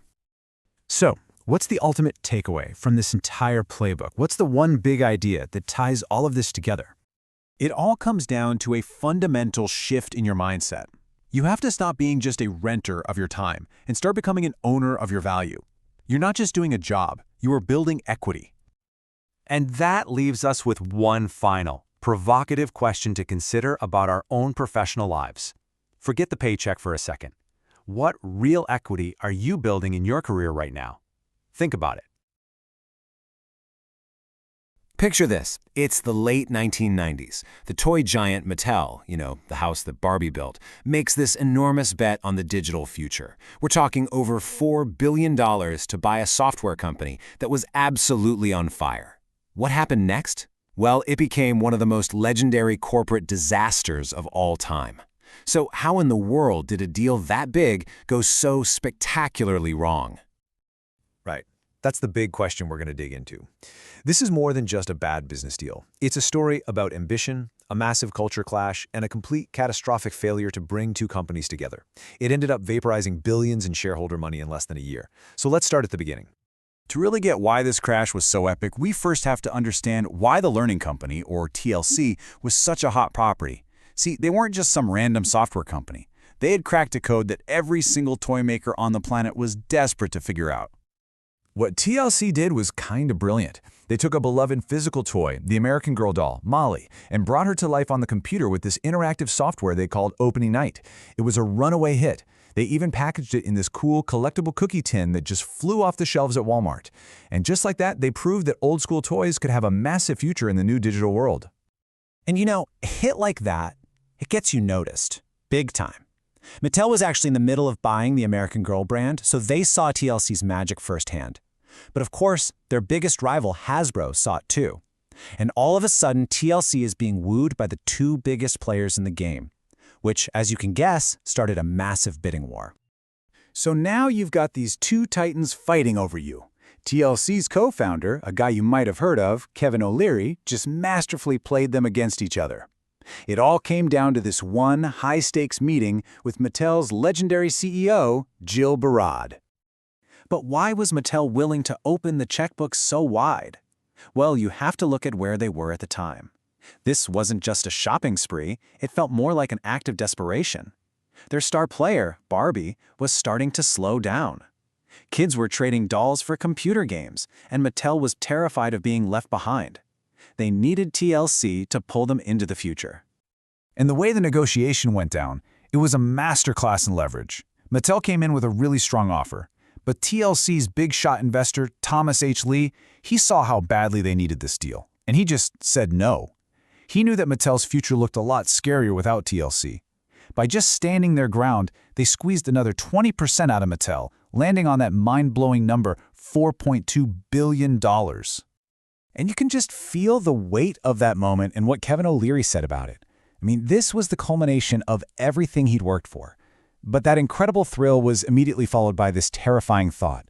Oh my God, now we actually have to prove we're worth all this money. So the champagne corks are popping, right? Well, that party did not last long. In fact, the ink was barely dry on the deal when the dream merger started to feel, well, a lot more like a nightmare. This wasn't a partnership, it was a head-on collision between two totally different worlds. The first really big red flag popped up almost right away. Mattel came in and basically insisted on putting their own people in charge. They forced out TLC's chief financial officer, Scott Murray. Now, this is the guy whose perfect, detailed records had made the whole deal possible. It was a huge slap in the face and a terrible signal that Mattel just didn't trust the team they'd just spent billions on. Look, at the heart of it all was this massive culture clash. I mean, they were just oil and water. TLC was this scrappy, fast-moving tech company where people worked crazy hours and made decisions on the fly. Mattel was a 40-year-old corporate giant. It was a slow, bureaucratic machine where just getting approval for new art for Barbie could take weeks. The two just could not have been more different. And that feeling of just being swallowed by the machine, it was real. I mean, here's Kevin O'Leary, the guy who just founded and sold the company for over $4 billion, and suddenly he's just another number. Employee 67,008. He couldn't even get the CEO on the phone. The very talent that Mattel paid for was being totally suffocated by the system. So you have this massive culture clash, and it didn't take long for that to spill over into a whole series of truly terrible business decisions that just wrecked the entire division? I mean, the whole thing just fell apart almost overnight. First, they forced the finance department to move from Cambridge to California, losing a ton of critical records in the move. Then, they made this fatal mistake. They tried to sell software the same way they sold Barbie dolls. See, in the toy world, retailers buy products, and if they don't sell, too bad. but software retailers could return unsold copies. By forcing the toy model on them, Mattel infuriated their partners. It got so bad that some distributors actually started blocking TLC products from even getting into stores. And, no surprise, TLC's best people started running for the exits. Now get this, while all of this chaos is happening behind the scenes, Mattel goes to Wall Street and confidently tells everyone to expect a cool $50 million profit from their new division in the third quarter. But when the numbers actually came in, hoo boy, it wasn't a profit, it was a loss. A $105 million loss. That's a swing of over $150 million from what they promised. The disaster wasn't just a theory anymore, it was real, and it was in the books. And if you think that's bad, it gets worse, a lot worse. The very next quarter, the losses absolutely exploded to $184 million. In just 6 months, this celebrated merger had burned through almost $300 million and just obliterated billions in market value. The whole thing was in free fall. So as you can imagine, the fallout from this was, well, it was fast and it was brutal. The finger-pointing started, heads started to roll, and this once-in-a-lifetime deal became a permanent black eye for Mattel. First to go was the CEO, Jill Barad, the woman once called the woman who saved Barbie. She was forced out. Kevin O'Leary was gone just 17 months after the deal with a severance package, and then came the legal storm. Years of class action lawsuits, with everyone blaming O'Leary's team for selling Mattel a lemon. But then, something really interesting happened. Vindication. Remember Scott Murray, the CFO that Mattel fired right at the beginning? Well, it turns out he kept perfect copies of all his records. And those records proved, in black and white, that TLC was a healthy, super profitable company right up until the day Mattel took the keys. The crash wasn't because the company was broken, it was because Mattel broke it. And if you need one last, final, jaw-dropping piece of evidence of just how badly Mattel botched this, here it is. They eventually sold the learning company for basically pocket change. The new owner turned it profitable again in just 8 weeks. 8 weeks. It proved the company was solid all along. It was Mattel's management that was the complete and total failure. So it leaves you with this massive question, right? When a deal this big goes this wrong, who's really at fault? Is it the seller who squeezed out every last penny? Is it the buyer who is so desperate they overpaid? Or was the whole thing doomed from the start? A failure that was baked in the moment these two clashing cultures shook hands. It's a story they are definitely still talking about in business schools today.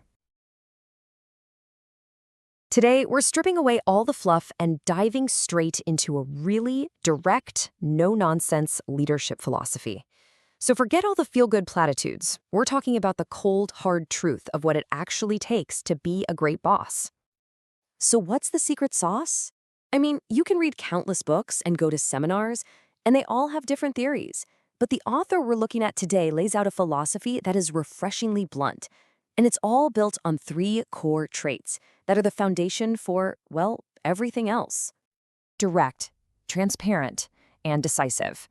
According to this philosophy, these 3 words are basically the pillars of effective leadership. And they aren't just, helpful suggestions. They form a set of uncompromising rules for anyone in charge.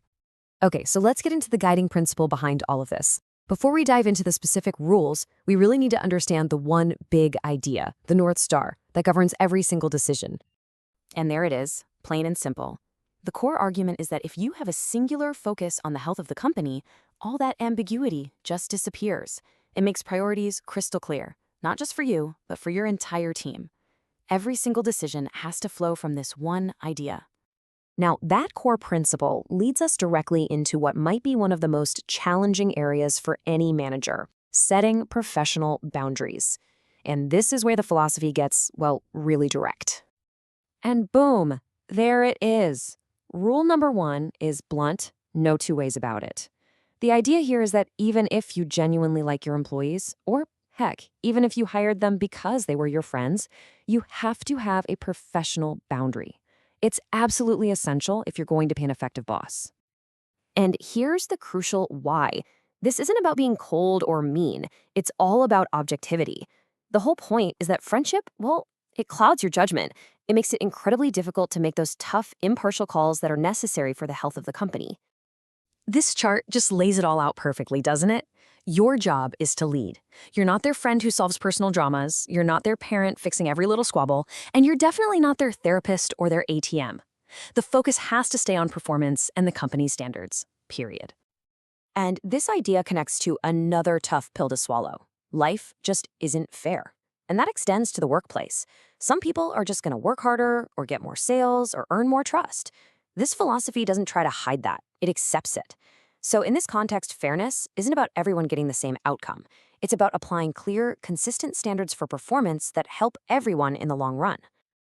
Okay, so you've got those firm boundaries set. Now what? The focus shifts to the practical stuff. How do you actually build a team that runs smoothly? How do you make the machine work? It really boils down to 3 crucial steps. First, make sure everyone knows exactly who they report to and for what. No confusion. Second, be accessible. Don't hide out in your office, especially when things get tough. And third, a rule so important it gets said 3 times. You have to delegate. This is such a massive trap for so many leaders. That desire to have your hands in every single thing, it's a one-way ticket to failure. A huge part of a strong command structure is trusting your team and empowering them to do their jobs. And that happens through delegation. Wow, this quote just paints the perfect picture, doesn't it?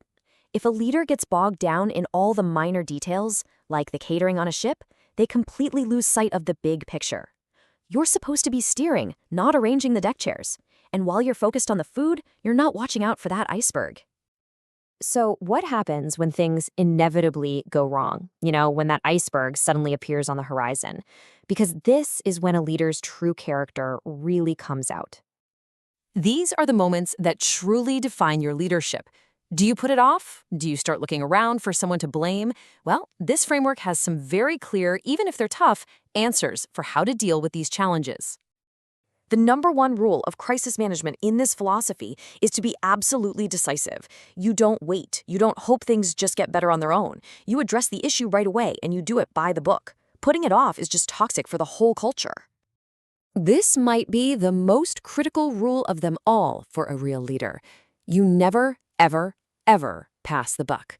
When something goes wrong on your ship, the responsibility is yours and yours alone. And the scope of this is what makes it so powerful. Even if you weren't directly involved in whatever went wrong, you are ultimately responsible. Why? Because you hired the person, you built the team, you set the standards. The ownership of any and every problem starts and ends with you. These heart calls also apply to money. This philosophy is all about leaving your ego at the door. It's not about the boss making the most money. It's about doing what's best for the company. And this really brings it all home. Your number 1 job is to find and keep top talent. If a star performer is bringing incredible value to the company, you pay them what they're worth, even if that means they make more than you. It all ties right back to that first guiding principle we talked about. The company always comes first. So let's just pull it all together for a second. This leadership playbook is demanding, for sure, but it's built on a foundation of total clarity. It's about putting the company first, drawing those firm professional lines, building a clear structure, and above all, acting with decisive ownership whenever challenges pop up. It's a powerful and, pretty uncompromising perspective. It's not the only way to lead, of course, but those core principles of clarity and accountability, they're pretty hard to argue with. And it leaves us with a final question to think about. What are the cold, hard truths that guide you? So, what happens when your career just completely flames out? Today, we're going to break down this incredible story of a colossal failure and the totally unexpected comeback that followed. It's a real masterclass in resilience, and it all boils down to one simple piece of advice. Head down, keep moving. And this quote, man, it just nails it, right? If you're an entrepreneur, failure isn't a possibility, it's a guarantee. It is an unavoidable and honestly, necessary part of the whole journey. But here's the thing. The failure itself isn't the end of the story, not even close. It's how you react, the grit you show, the lessons you learn, the way you pivot, that really decides what happens next. And that idea is at the very heart of the story we're getting into today. All right, so to really get this story, we have to start at the absolute bottom. Our guy has just sold his company, the learning company, to Mattel. Now, on paper, this should be the peak of his career, the victory lap. But the reality was a whole different story. It's kind of wild when you think about it, isn't it? The deal made him a ton of money, but the merger itself was a complete disaster. He was pushed out, stuck with a non-compete clause a mile long, and the press was just mercilessly tearing him apart. And in the middle of all that chaos, this one little piece of advice from his stepdad just kept playing in his head like a mantra. It wasn't some grand, complicated strategy. It was just about the simple, powerful act of taking the next step and then the next, especially when you have no idea where you're going. Okay, so how do you even begin to move forward when you're completely stuck? Well, the first step, and this is so important, had nothing to do with business at all. It was about making a conscious choice to step away from all the noise and get back to what really matters. You can almost see the healing happen in stages, right? It starts with just being lost, literally shuffling around the house in pajamas. But then it evolves into something really intentional, traveling the world to reconnect with his wife and kids. He realized that in the mad rush to build a company, he'd missed a decade with them. In a really strange way, getting fired was the best thing that ever happened to his family. And this is the light bulb moment. He has this huge realization. Whatever he focused on, that's what got bigger. When he paid attention to the critics and the bad press, the negativity just grew. But when he shifted his focus back to the incredible company he did build, his confidence, his belief that he could do it again, started to grow too. That was the real turning point. So, with this new mindset, he was ready to jump back into the ring. But, a comeback story is never that easy, is it? His first few swings were, well, they were misses. But they were absolutely crucial learning experiences. So, first up, he tries to buy Atari. Makes sense, right? Video games? But nope, that pesky non-compete clause gets in the way. So next idea, the home game channel. And honestly, this idea was brilliant, totally ahead of its time. He got investors, he got game companies on board, but then he had a wall. He basically becomes this referee of greed, a greed umpire. He's stuck in the middle, trying to get everyone to play nice and agree on how to split the potential profits. But the investors, the game publishers, the cable guys, they all wanted the biggest slice of the pie. In the end, the whole thing fell apart because they were arguing over money that didn't even exist yet. So, 2 strikeouts. He's got to be feeling pretty frustrated, right? Well, it's that very frustration that leads to something completely out of left field. This is where the story gets really wild. I mean, check out this chain of events. It's like something out of a movie. He tries to buy a TV station, gets blocked by some Canadian ownership rule, so what does he do? He gets mad and cold calls the CEO to complain. And the CEO, instead of hanging up, dares him to come prove he could do better. Next thing you know, he's on a live TV set for a surprise audition. He had zero plans for this, but in that moment, something just clicked. And just like that, with that one sentence from the CEO, a brand new career is born. Totally by accident. It just goes to show you, sometimes your next big move isn't something you plan for at all, but something you stumble into while fighting for something else entirely. Now, this TV gig could have just been a fun little side project, right? But no, it ended up being one half of a massive comeback. He starts building 2 things in parallel, his public persona and a brand new, very real business. And on TV, he wasn't your typical boring business guy. No way. He was this raw, honest, everyday guy investor. He'd bring props on set, like shaking a box of dog biscuits when talking about a bad stock. He wasn't afraid to call a stupid deal stupid or moronic. And doing all that, it was rebuilding his confidence, that internal scaffolding, piece by piece. So while he's doing this TV thing, he's also taking all that marketing genius from his first company and pointing it at a totally different industry, real estate. He teams up with an entrepreneur named Reza Sachu to start Storage Now, making a bet that as condos got smaller, people would need more places to put their stuff. And the result? $100 million.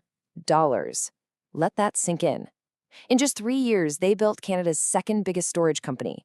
This wasn't just a nice little win. This was him roaring back, proving to everyone, and probably to himself, that he could build something massive again. Okay, so what's the big lesson from all this? The fall, the reset, the accidental TV career, the huge business success?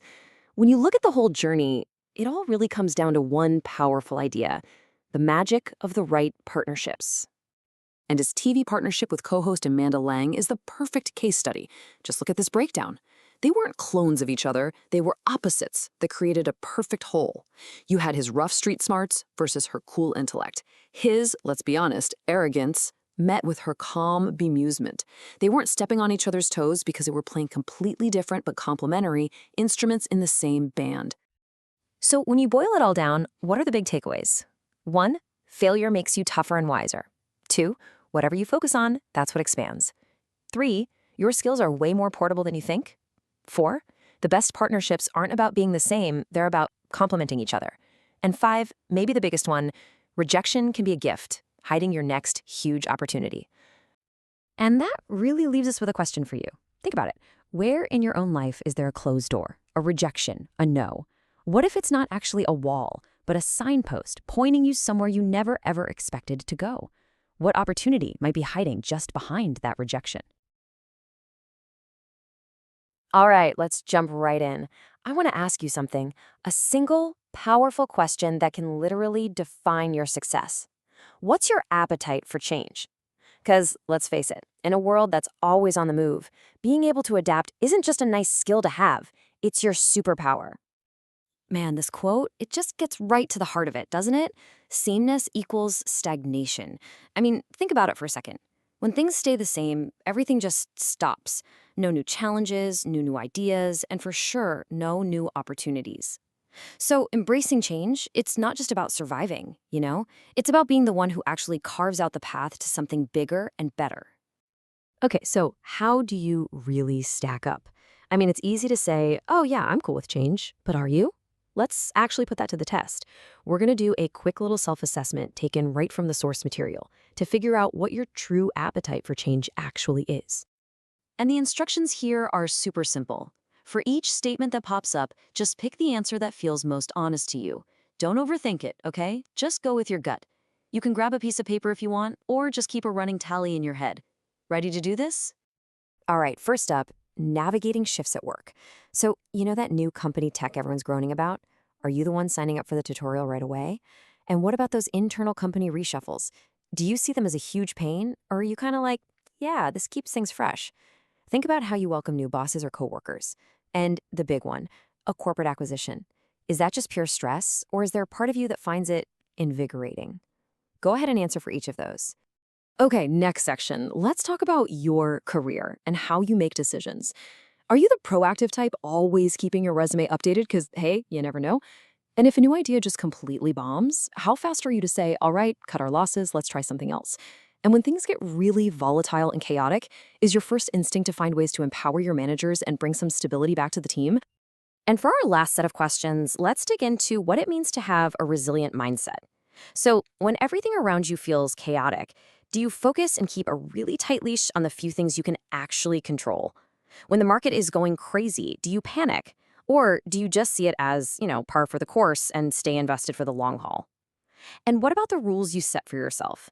Do you try to avoid being locked into rigid policies that use words like never or always? All right, you should have your answers by now. And you're probably thinking the goal is to have a whole bunch of always answers, right? Like the more the better. But here's where things get interesting. The goal isn't just to love change for the sake of it. It's actually about finding the right strategic balance. So here's that surprising takeaway I was talking about. If you answered always to everything, it might not mean what you think. It could actually indicate that you're a bit inconsistent, maybe even flighty.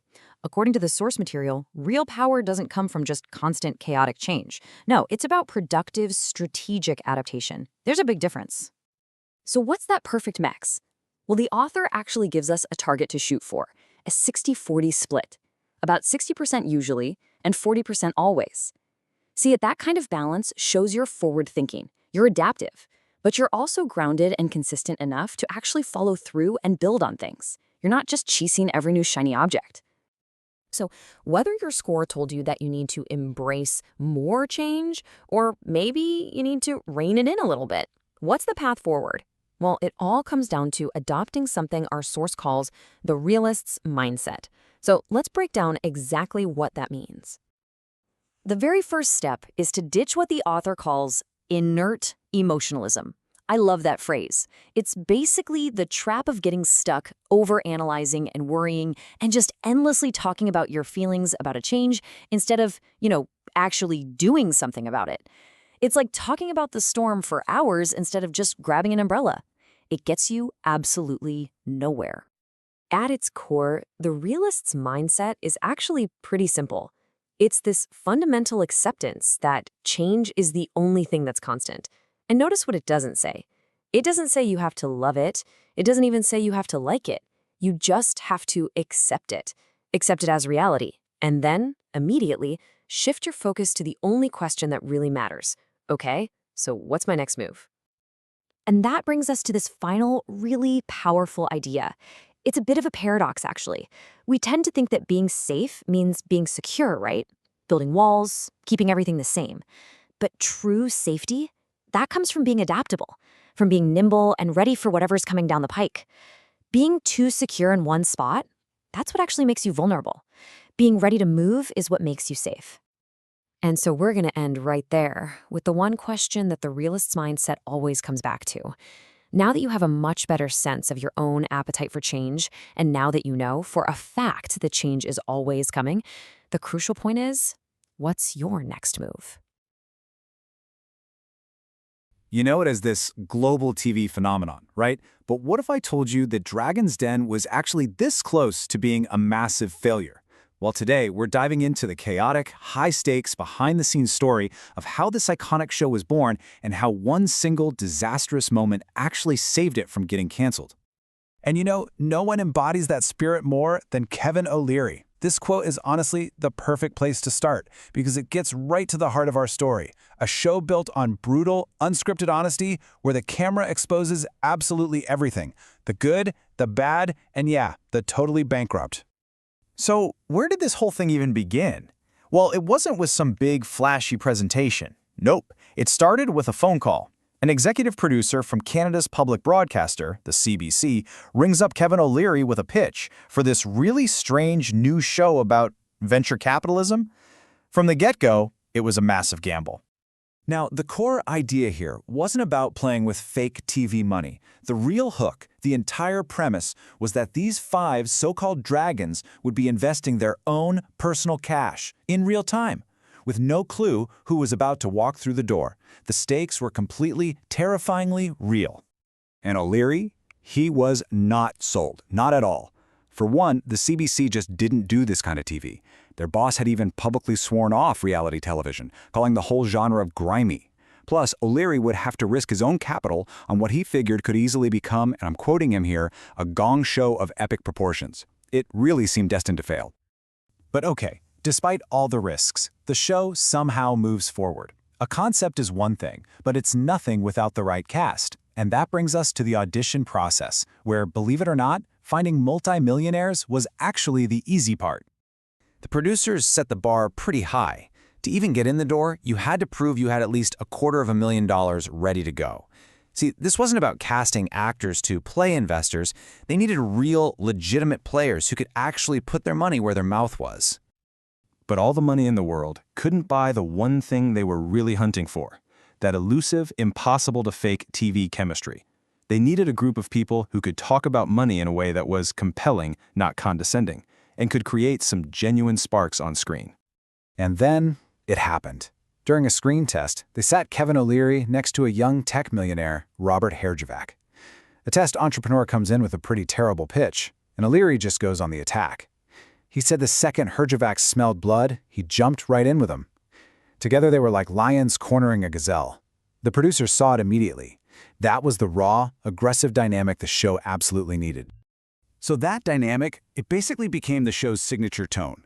With the cast finally in place, they started filming in this old, abandoned factory. And it was there, surrounded by dust and uncertainty, that the show's brand of brutal honesty was kind of discovered by accident. O'Leary started noticing something kind of weird. The film crew, the camera operators, sound techs, makeup artists, who were normally just, doing their job, totally indifferent to the content, they were completely captivated. During lunch breaks, they were all debating the pitches. That was the very first sign they were onto something special. Then this guy walks in. He's pitching a saucy underwear company called Ginch Gonch. The founder was super arrogant and had what O'Leary called an insane valuation. So O'Leary makes this really aggressive offer for a controlling stake in the company, and the entrepreneur just turns him down flat.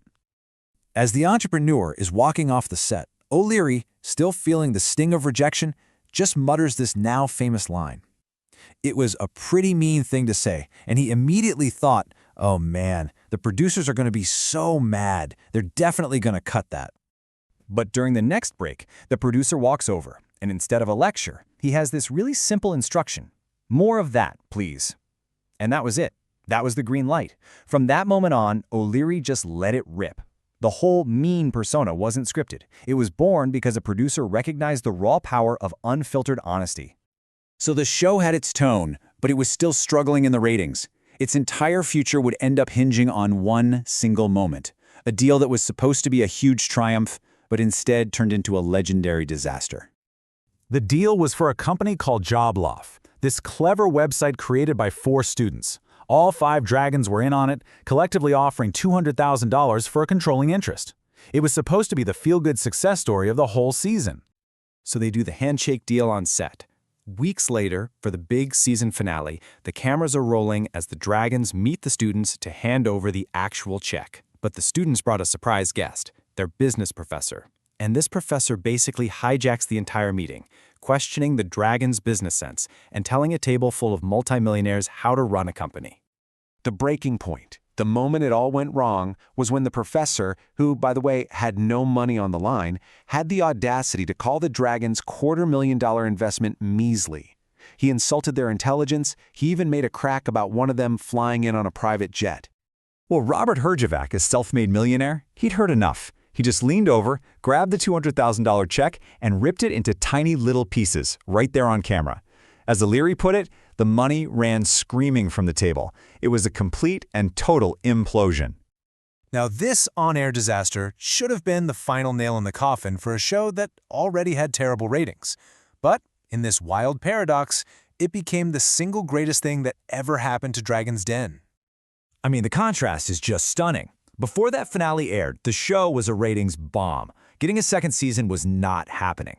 The producer had even sent out a thank you email titled, "Oh well," like, hey, nice try, everybody. But the week after that check-ripping moment hit the airwaves, the ratings instantly doubled. You can see it right here. The show went from about 200,000 viewers to 400,000 overnight. That one moment created this word-of-mouth wildfire, and viewership just kept climbing until it was regularly pulling in over 2 million viewers. It became one of the biggest shows in the country. So what's the takeaway? That moment of implosion was pure, unscripted reality. It proved to the audience that this wasn't just another TV show. The money was real, the stakes were real, and the drama was absolutely real. And in a world of manufactured reality TV, that kind of authenticity was just electrifying. It all kind of leaves you with O'Leary's own reflection on his life. He sees his investment fund as a science, but he sees television as an art. And I think the story of Dragon's Den shows that maybe, just maybe, the most successful things in life are a chaotic, unpredictable, and brilliant combination of both. Have you ever wondered what really separates a winning pitch from one that just falls flat? Well, today we're going to break it all down. We're taking advice from a top investor who has seen it all, and I mean all, from the TV den to the high-stakes boardroom. Let's get into the secrets of the perfect pitch. And that quote, man, it just says everything, doesn't it? The pressure is absolutely immense. Whether you're under the bright lights of a TV studio or the hum of a conference room, the one thing you can never ever do is be boring. The stakes are sky high, and let me tell you, patience is incredibly low. So, first things first, let's get our heads straight about what we're walking into. A pitch is not just a casual chat. Think of it like this. You are stepping into an arena, and you are competing for something incredibly scarce: attention. Now, this is what I find so fascinating. On one hand, you've got TV producers. Their attention spans are short, and their goal is simple: make a great TV show. On the other hand, you have grumpy investors who just want to make a great investment. But look at that common ground. It's the key. No matter who you're talking to, your pitch has to be a production. It's got to be dynamic, engaging, and worth their precious time. And that brings us to, honestly, the most crucial part of this whole thing. The battle is almost always won long before you even open your mouth. The prep work you do beforehand, that's what separates the amateurs from the pros. Okay, your very first job is to simplify. Get brutally simple with your idea. And here's the ultimate test. Can you explain it to an 8-year-old? If they don't get it, you're too complicated. Follow these 3 steps. Explain it to a kid, shrink it down to just 2 sentences, and then polish, practice, and repeat it until you can say it in your sleep. Next up, research. And this slide just nails the difference. The amateur thinks, I'll just wing it.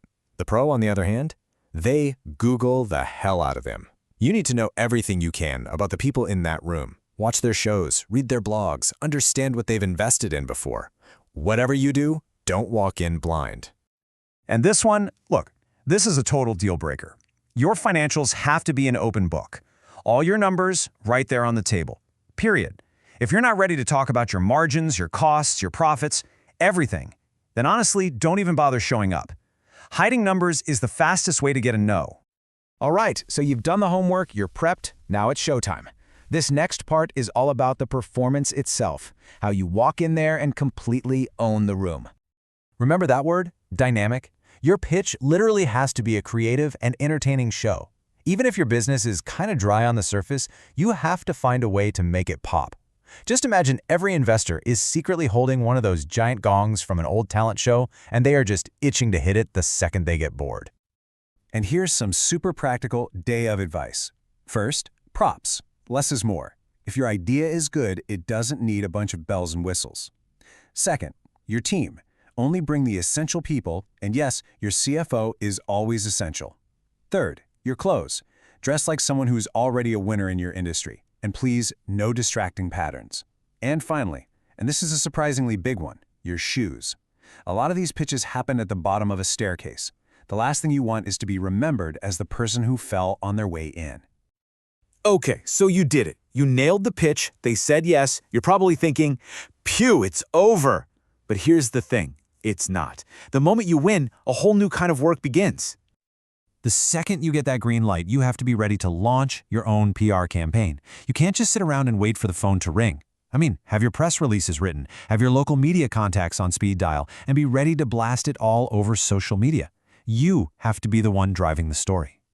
And if you're wondering why that's so important, just look at this number, 2 million. If your pitch is on TV, that's how many potential customers could be watching you. That's not just a pitch anymore. That's a national product launch happening in real time. Which leads to a very simple but potentially terrifying technical question. All those eyeballs are about to become clicks. So, can your website actually handle that flood of traffic? Because a crashed website is just sales and opportunity vanishing into thin air. And if you think I'm being dramatic, check out the story of Holy Crap Cereal. It's the perfect example. At 7 p.m., their pitch goes on the air. By 7:05 p.m., just 5 minutes later, their website is completely toast.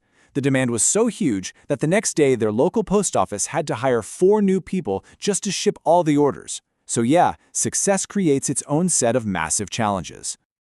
So, when you put all of this together, it brings us to our final and maybe most important point. It's time we completely reframe what we think a pitch really is. A successful pitch is not the finish line. It's not even close. It's the starting gun. That moment they say yes isn't the end of the journey. It's the explosive start of a brand new one. You're not just asking for money. You are launching your business to a whole new level. So as we wrap this up, I want to leave you with this question. Your pitch isn't really over when they say yes. It's over when you can actually deliver on that yes. It ends with a shipped product, a satisfied customer.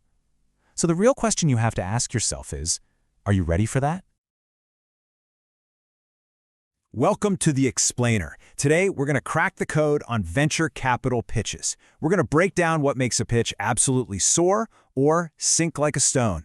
And we'll reveal why that handshake you see on TV, yeah, that's often just the start of the real fight. All right, let's start with the #1 rule of pitching. And it's a big one. It's not a business plan, it is a performance. You've got to think of it like a TV show that just happens to be about business. And if your story isn't compelling, you've already lost before you've even opened your mouth. You know, in the world of high-stakes pitching, that first impression, it's pretty much the only impression you get. And trust me, some are unforgettable for all the wrong reasons. Can you just picture this? An entrepreneur shows up in a full-on lion costume, trying to pitch a serious venture. Is that great TV? Oh, absolutely. But is it great business sense? Not so much.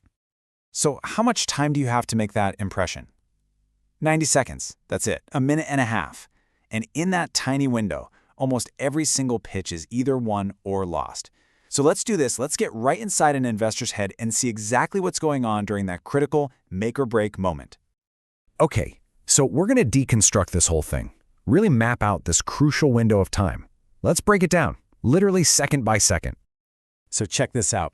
This is pretty fascinating. The first 30 seconds are purely visceral. It's a gut reaction. The investor's just thinking, do I even want to keep listening to this person? Then the next 30 seconds, they shift gears. Now it's about the opportunity. They're asking themselves, is this person a brave lieutenant I can actually trust with my money? And that final 30 seconds, that's when it all comes down to the numbers. Okay, so let's zoom in on that final 30-second window, the numbers part. Let's say you stand up there, you look him in the eye, and you ask for $50,000 for a 10% share of your company. Seems simple enough, right? But what does that simple ask really tell an investor? Well, what it tells them is that you believe your company right here, right now, is worth $500,000. So the $1 million question, or I guess the $500,000 question, is, does the reality of your business actually match that number? Because if your valuation is totally disconnected from reality, a shoddy gadget held together with duct tape, no sales, no real plan, an investor sees you as a time waster.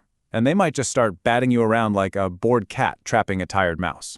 But a realistic valuation, something backed by real sales, a real plan, that gets them to lean in. That gets their attention. Okay, so let's say you did it. You absolutely nailed the first 90 seconds. Great. But the next question is even tougher. Can you actually execute? See, an investor needs to know you're a doer, not just a dreamer. Because let's be honest, ideas are easy. Execution is everything. And to prove you can execute, you have to be ready to withstand an absolute barrage of questions. I mean, they're going to come at you from all sides. Things like, what if your market share slips? What are your margins? Where are you going to deploy the capital? And staying calm and giving solid answers through all of that shows them your business matters more to you than anything.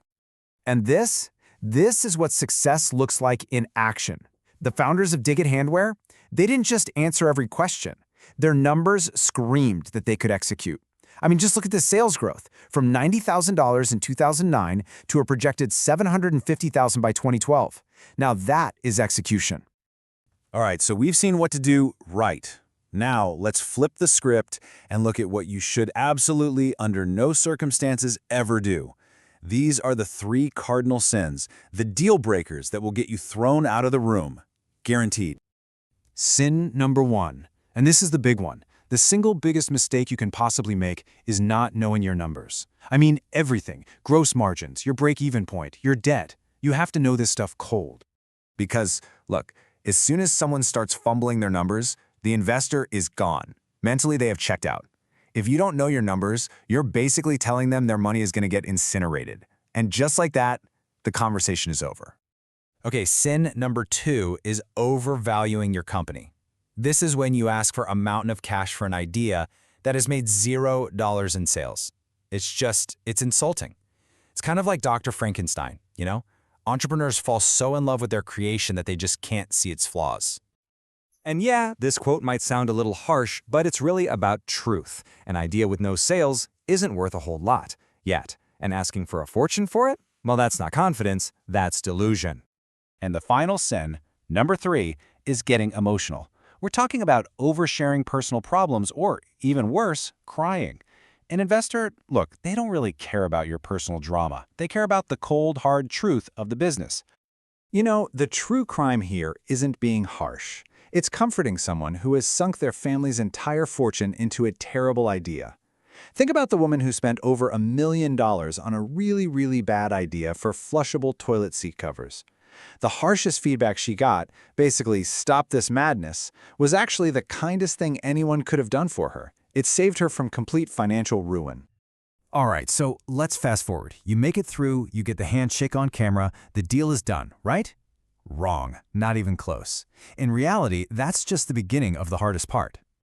Get ready for this number, because it's pretty wild. Fewer than 10% of those handshake deals you see on TV ever actually close. So why? Well, it's because of a long, invasive, but totally critical process called due diligence. Think of due diligence like peeling a very, very complicated onion. First, there's the personal stuff, background checks, credit history, even criminal records. Then comes the financial deep dive. They verify every single number from your pitch, sales, profit, all of it. And finally, it's about your character. Can they actually work with you? Are you evasive or greedy? And at the very first sign of rot, a tiny lie, a small exaggeration, any hidden problem, the whole deal just falls apart. And this is almost always how deals die. The entrepreneur gets caught up in the pitch, they exaggerate their numbers just a little to get the deal. But then, due diligence happens. The investor discovers those numbers are pure fiction. And just like that, the love affair is over. The deal is dead. And this is exactly why honesty is your most valuable asset. It's everything. So let's bring it all home. You might have a great idea. You've perfected your story. You know your numbers cold. But when the lights are on and the pressure is immense, can you speak the truth? Because a great pitch isn't just about a great idea. It's about a great story, backed by flawless execution and rooted in brutal honesty. And why does this matter so much? It's simple. Your credibility is the only currency that truly counts. All right, let's step into the den. We're going to go way beyond just watching the pitches. Today, this is your field guide. We're going to break down exactly who these dragons are, what makes them tick, and most importantly, how you can win them over. It's the million-dollar question, isn't it? You've got one shot in front of 5 investors who could literally change the entire trajectory of your life. So what's the secret? How do you walk out of there with a deal instead of, getting totally torched? Well, the answer is actually a lot more straightforward than you might think. See, this isn't a one-size-fits-all kind of deal. The real key to success is doing your homework on the investors themselves. You got to know their styles, their personalities, and what really, really gets them to open up their wallets. So, first up, Arlene Dickinson. Let's call her the marketing maven. If your business is all about getting a product into the hands of customers, you absolutely need to get inside her head. Okay, so what makes Arlene tick? It's pretty clear. She has massive respect for grit, for people who have sacrificed, because she's been there. But whatever you do, don't show up feeling sorry for yourself. You'll lose her instantly. The number one thing, though, your marketing. She will find the weak spot and pounce on it. Now, if she offers you a marketing for equity deal, you better listen up. And for goodness sake, be honest. Her BS detector is the stuff of legend. And this right here, this quote just sums up her entire philosophy. For Arlene, it doesn't matter how amazing your product is. If you can't get it in front of people, it's just a hobby. Marketing isn't an afterthought for her. It's everything. Okay, next in the den, Robert Herjavec. Everyone knows him as the tech guy, right? The one who gets all excited about a cool new gadget. But don't let that fool you, because there is a huge catch. So yeah, he loves gadgets. Bring him something car-related and you've definitely got his attention. But that excitement dies the second he smells a weak business plan. You gotta remember, this is a guy who came to Canada with just $20 in his pocket. So he has zero, and I mean zero tolerance for excuses. His whole attitude is, hey, if I can do it, so can you. If you start explaining why something isn't done, he will launch himself at you like, and this is a direct quote, an attractive but deadly missile. And this is the number one takeaway for Robert. Do not get distracted by his love for cool tech. A rock-solid business plan with your numbers completely locked down is non-negotiable. An awesome gadget without a plan is just a toy to him, and he does not invest in toys. Now, let's switch gears to a totally different type of investor. Jim Treliving? If your business is all about scaling, about creating something that can be replicated over and over, then he is your dragon. What gets Jim really fired up are franchises and food products. But it all comes down to the bottom line. He needs to see that you are obsessed with keeping costs low. And before you even say the word franchise, your main business better be, in his words, dripping cash. Oh, and there is one classic mistake that entrepreneurs make that is an instant I'm out from him. And it's this: confusing a franchise with a license. You have to know the difference. A franchise is basically a clone. It's a precise, repeatable model. A license? That's a much looser deal, with more freedom. Jim is an expert in both, and if you don't know which one fits your business, you haven't done your homework. This just nails Jim's entire mindset. To him, being frugal isn't about being cheap. It's about being smart. It's the ultimate sign of respect for the business and for his potential investment.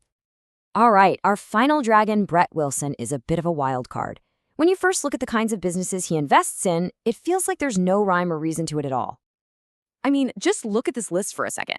Comedians, people who cry during their pitch, clothing companies, and, get this, a seamstress who makes outfits for Elvis impersonators.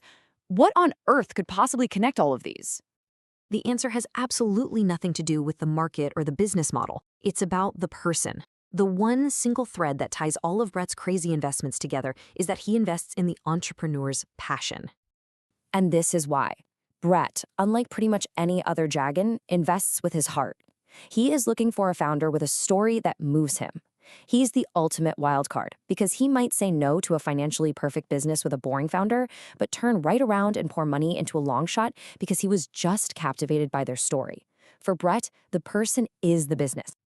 So we've broken down the marketing maven, the gadget guy, the franchise king, and the passion investor. After all that, what's the big lesson? What's the universal takeaway? Here it is. This is your blueprint. First, you have to do the research. Know their styles. Know their past deals. Second, you have to understand their motives, what actually gets them excited enough to write a check. And finally, you have to tailor your pitch. Remember, a no from Arlene because your marketing isn't perfect could still be a yes from Brett because he completely believes in you. And that's really what it all comes down to. So I'll leave you with this question. Based on your idea, your business, and who you are as a person, who would you pitch to? Because knowing the answer to that question is the first, and maybe the most important, step to slaying in the den. So you probably know Kevin O'Leary as Mr. Wonderful, right? The super blunt, no-nonsense investor from Shark Tank. But the story of how he actually built that worldwide brand, well, it's a heck of a story. It's this wild ride of secret missions, huge epiphanies about the planet, and a total masterclass in how to turn fame into a literal fortune. And, believe it or not, it all kicked off with one very, very strange phone call.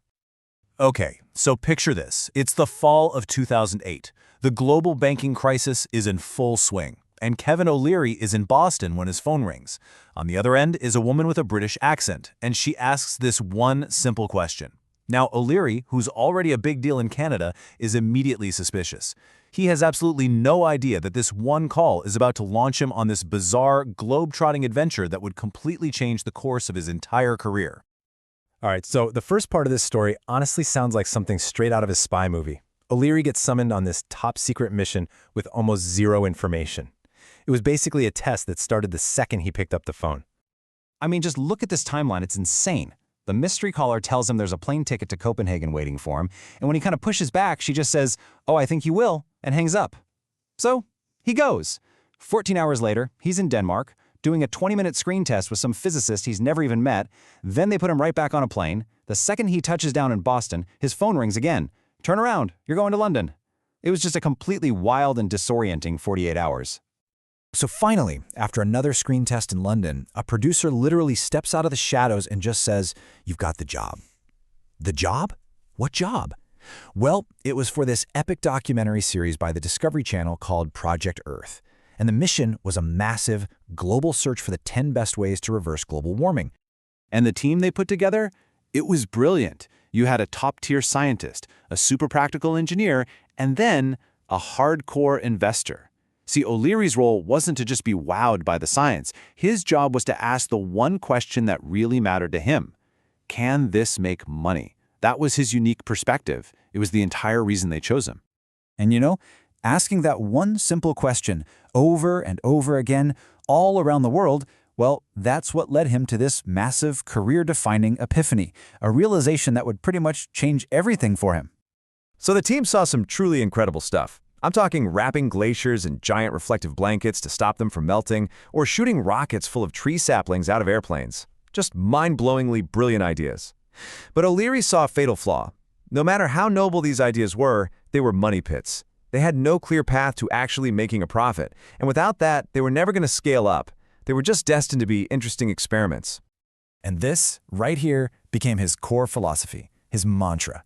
Any great idea, even one that could literally save the world, needs a profit motive to survive and to thrive. And look, It's not about being greedy. It's about being sustainable. Because without a financial engine, even the best intentions in the world eventually just run out of fuel. And then they visited the Sleipner gas field off the coast of Norway. And this was it. This was the Holy Grail. It was an environmental marvel, capturing toxic CO2 and storing it safely underground. But, and this is the key part, it was also a total cash cow, funded by public bonds and generating huge returns. It provided energy, it reduced pollution, and it made a ton of money. Standing there on that icy rig in the North Atlantic, that was the aha moment for O'Leary. He realized this was the investment model of the future. The entire idea for his firm, O'Leary Funds, was born right there and then, inspired by a project that proved you could do good for the planet while doing really, really well for your wallet. So this new philosophy, blending purpose with profit, that was his North Star now. And just as he was wrapping up the Discovery show, boom, another life-changing call came in. This time, it was from the legendary producer Mark Burnett. He wanted O'Leary for an American version of Dragon's Den called Shark Tank. The mission was no longer about saving the planet, it was about surviving Hollywood. This is just pure Hollywood drama. The night before they filmed the pilot, Burnett takes all the potential sharks out to dinner. But here's the twist. He's brought 6 investors, but there are only 5 chairs on the show. He drops that bombshell, that one of them is getting cut, and then he just leaves them all there to size each other up. It was like Survivor Shark Tank edition from the very first minute. O'Leary knew right away this was a whole different kind of jungle. And so this is the crew that survived. This is the panel that made the final cut. And as O'Leary tells it, even with all the on-screen fights and rivalries, this group really bonded like soldiers in a trench. They were launching something totally new and incredibly intense, and all that pressure created this really powerful, if competitive, connection. So this is a question O'Leary gets constantly, right? He'd been a dragon up in Canada, now he was a shark in the States. And while the goal, finding a good investment, is the same, he noticed some pretty big differences between the two shows. Okay, so here's the breakdown. The US market is just way bigger and way more competitive, which means the due diligence on a company has to be way more intense. But the real kicker was the timing. Remember, the 2008 banking crisis had totally frozen lending in the US? This made getting a deal on Shark Tank incredibly powerful. If you got a no in the Canadian den, it wasn't a death sentence. You could find money elsewhere. But in the US at that time, a yes from a shark could literally be the only lifeline a business had to get capital. And it was this high-stakes world that taught O'Leary what is maybe his most valuable lesson of all, a kind of grand theory that explains everything he does on TV. Look, in Los Angeles, O'Leary quickly figured out that while money is obviously important, fame is the real currency. It's this energy that you can either harness and direct, or you can completely squander. The platform of American network TV was like a currency mint, and he was determined to be its master. And he saw 2 clear paths this could go, which are perfectly illustrated by the cast of the reality show The Hills. On one hand, you have someone like Lauren Conrad, who very smartly leveraged her moment in the spotlight to build a lasting multi-million-dollar brand. And then, you have Heidi and Spencer, who just became caricatures, their fame consuming them until there was nothing left. O'Leary was absolutely determined to be a Lauren, not a Heidi. Want a perfect, almost unbelievable example of how he spends his fame? The TV network asks him to fly for 8 hours just to shoot an 8-second promo. He says yes, but on one condition. He has to sit next to the co-founder of Apple, Steve Wozniak. During the show, he leans over and asks Wozniak why Apple stock doesn't pay a dividend. Wozniak gives him a tip to go look into Asian chip manufacturers. O'Leary does exactly that, and it leads to a massive, profitable investment. So think about that. An 8-hour flight for an 8-second clip turned into a priceless piece of financial intelligence. And when you really boil it all down, this is his masterstroke. He has used every single media appearance, every show, every interview to reinforce one single consistent message. His brand isn't TV star. It's not Mr. Wonderful. His brand is one thing and one thing only: making money. Everything else is just a tool to broadcast that one core idea. This is it. This is his ultimate mission statement. Whether he's a dragon or a shark, this is the philosophy that drives every single thing he does. It's not just some catchphrase, it's the engine behind this carefully constructed media empire. An empire built not on celebrity just for the sake of it, but on the cold, hard currency of fame. So kind of leaves you with a question, right? What currency are you earning, and how are you investing it? Today, We are diving into something that you are building every single day, whether you realize it or not, and that's your personal brand. You know, in this digital age, managing your reputation, both online and offline, it's not just for celebrities anymore. It's a critical skill for, well, for everyone. So let's get into how you can actually take control. And that quote really just hits the nail on the head, doesn't it? This isn't something for influencers or CEOs to worry about. The second you create a social media profile, you've become a brand. Every photo you post, every little update, every link you share, it's all a piece of the puzzle that people use to build a picture of who you are. So here's our game plan for this explainer. First, we're going to talk about the new reality of brand you. Then we'll get into the nitty-gritty of managing your digital and your physical personas. And we'll wrap it all up with the one idea that really ties everything together, this concept of a permanent record. Okay, let's start with a fundamental truth, right? Managing your personal brand, it's just not optional anymore. You can't just choose not to participate. It's become a core part of modern life, both professionally and socially.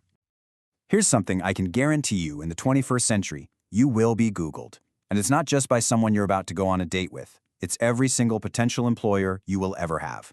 Think about it. Before they even look at your resume, chances are they're searching your name online. So, what are they finding? Well, your brand is this incredible mosaic of everything connected to you. It's the photos from that vacation, the articles you like, the status updates you post, but it doesn't stop there. It also includes the clothes you wear to an interview, and yep, even the tattoos you have. It's the whole shebang. All right, let's switch gears and dive into the most public-facing part of your brand, your digital footprint. This is the area where being active and really conscious about how you present yourself is absolutely crucial. Okay, so rule number 1 is all about control. First things first, go through every single one of your social media accounts and max out those privacy settings. Then, before you post anything at all, apply what we're going to call the boss test. And finally, just always operate under the assumption that nothing you put online can ever really be deleted. And that brings us to the boss test. Honestly, it's such a brilliantly simple rule of thumb. If you wouldn't want your current boss or maybe a future boss to see it, just don't post it. It's that simple. And remember, even with private settings, you can't control screenshots or what your friends might decide to share. Now, this goes way beyond just your social media posts. This rule applies to anything you publicly put your name on, an op-ed, a letter to the editor, even online book reviews. You gotta remember, these things have a very, very long shelf life. This scenario here just illustrates the risk perfectly. So imagine this. Way back in 1997, you wrote this glowing review for a book that, say, questioned global warming. Now let's fast forward to 2026. You're a totally different person, you have different views, and you're applying for your dream job at an environmental nonprofit. Well, guess what? That old review can still pop up and create a huge problem. You see, your opinions might change over time, but Google's memory, it doesn't fade. What you put out there with your name on it is basically etched into the digital record. The source suggests that if you absolutely feel the need to share a controversial opinion, maybe consider using a pseudonym. Oh man, we've all been there, right? You get a really frustrating email, you fire off this heated response, and then for that split second after you hit send, your heart just drops into your stomach. This last digital rule is all about preventing that moment of pure panic. You have to think of email this way. It is not a private conversation. Your name is attached to it, and that message can be forwarded, printed out, and shared so far beyond your control. The simplest advice is really the best.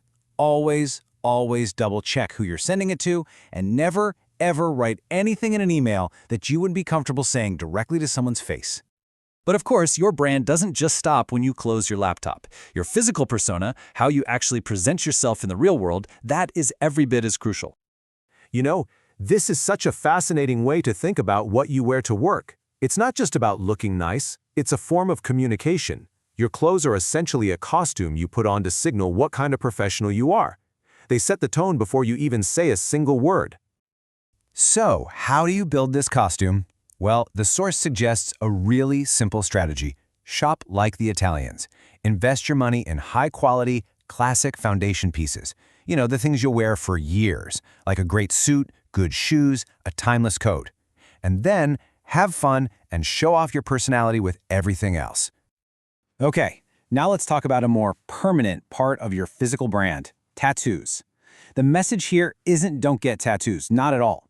It's about being strategic. Placement is literally everything when you're talking about a professional environment.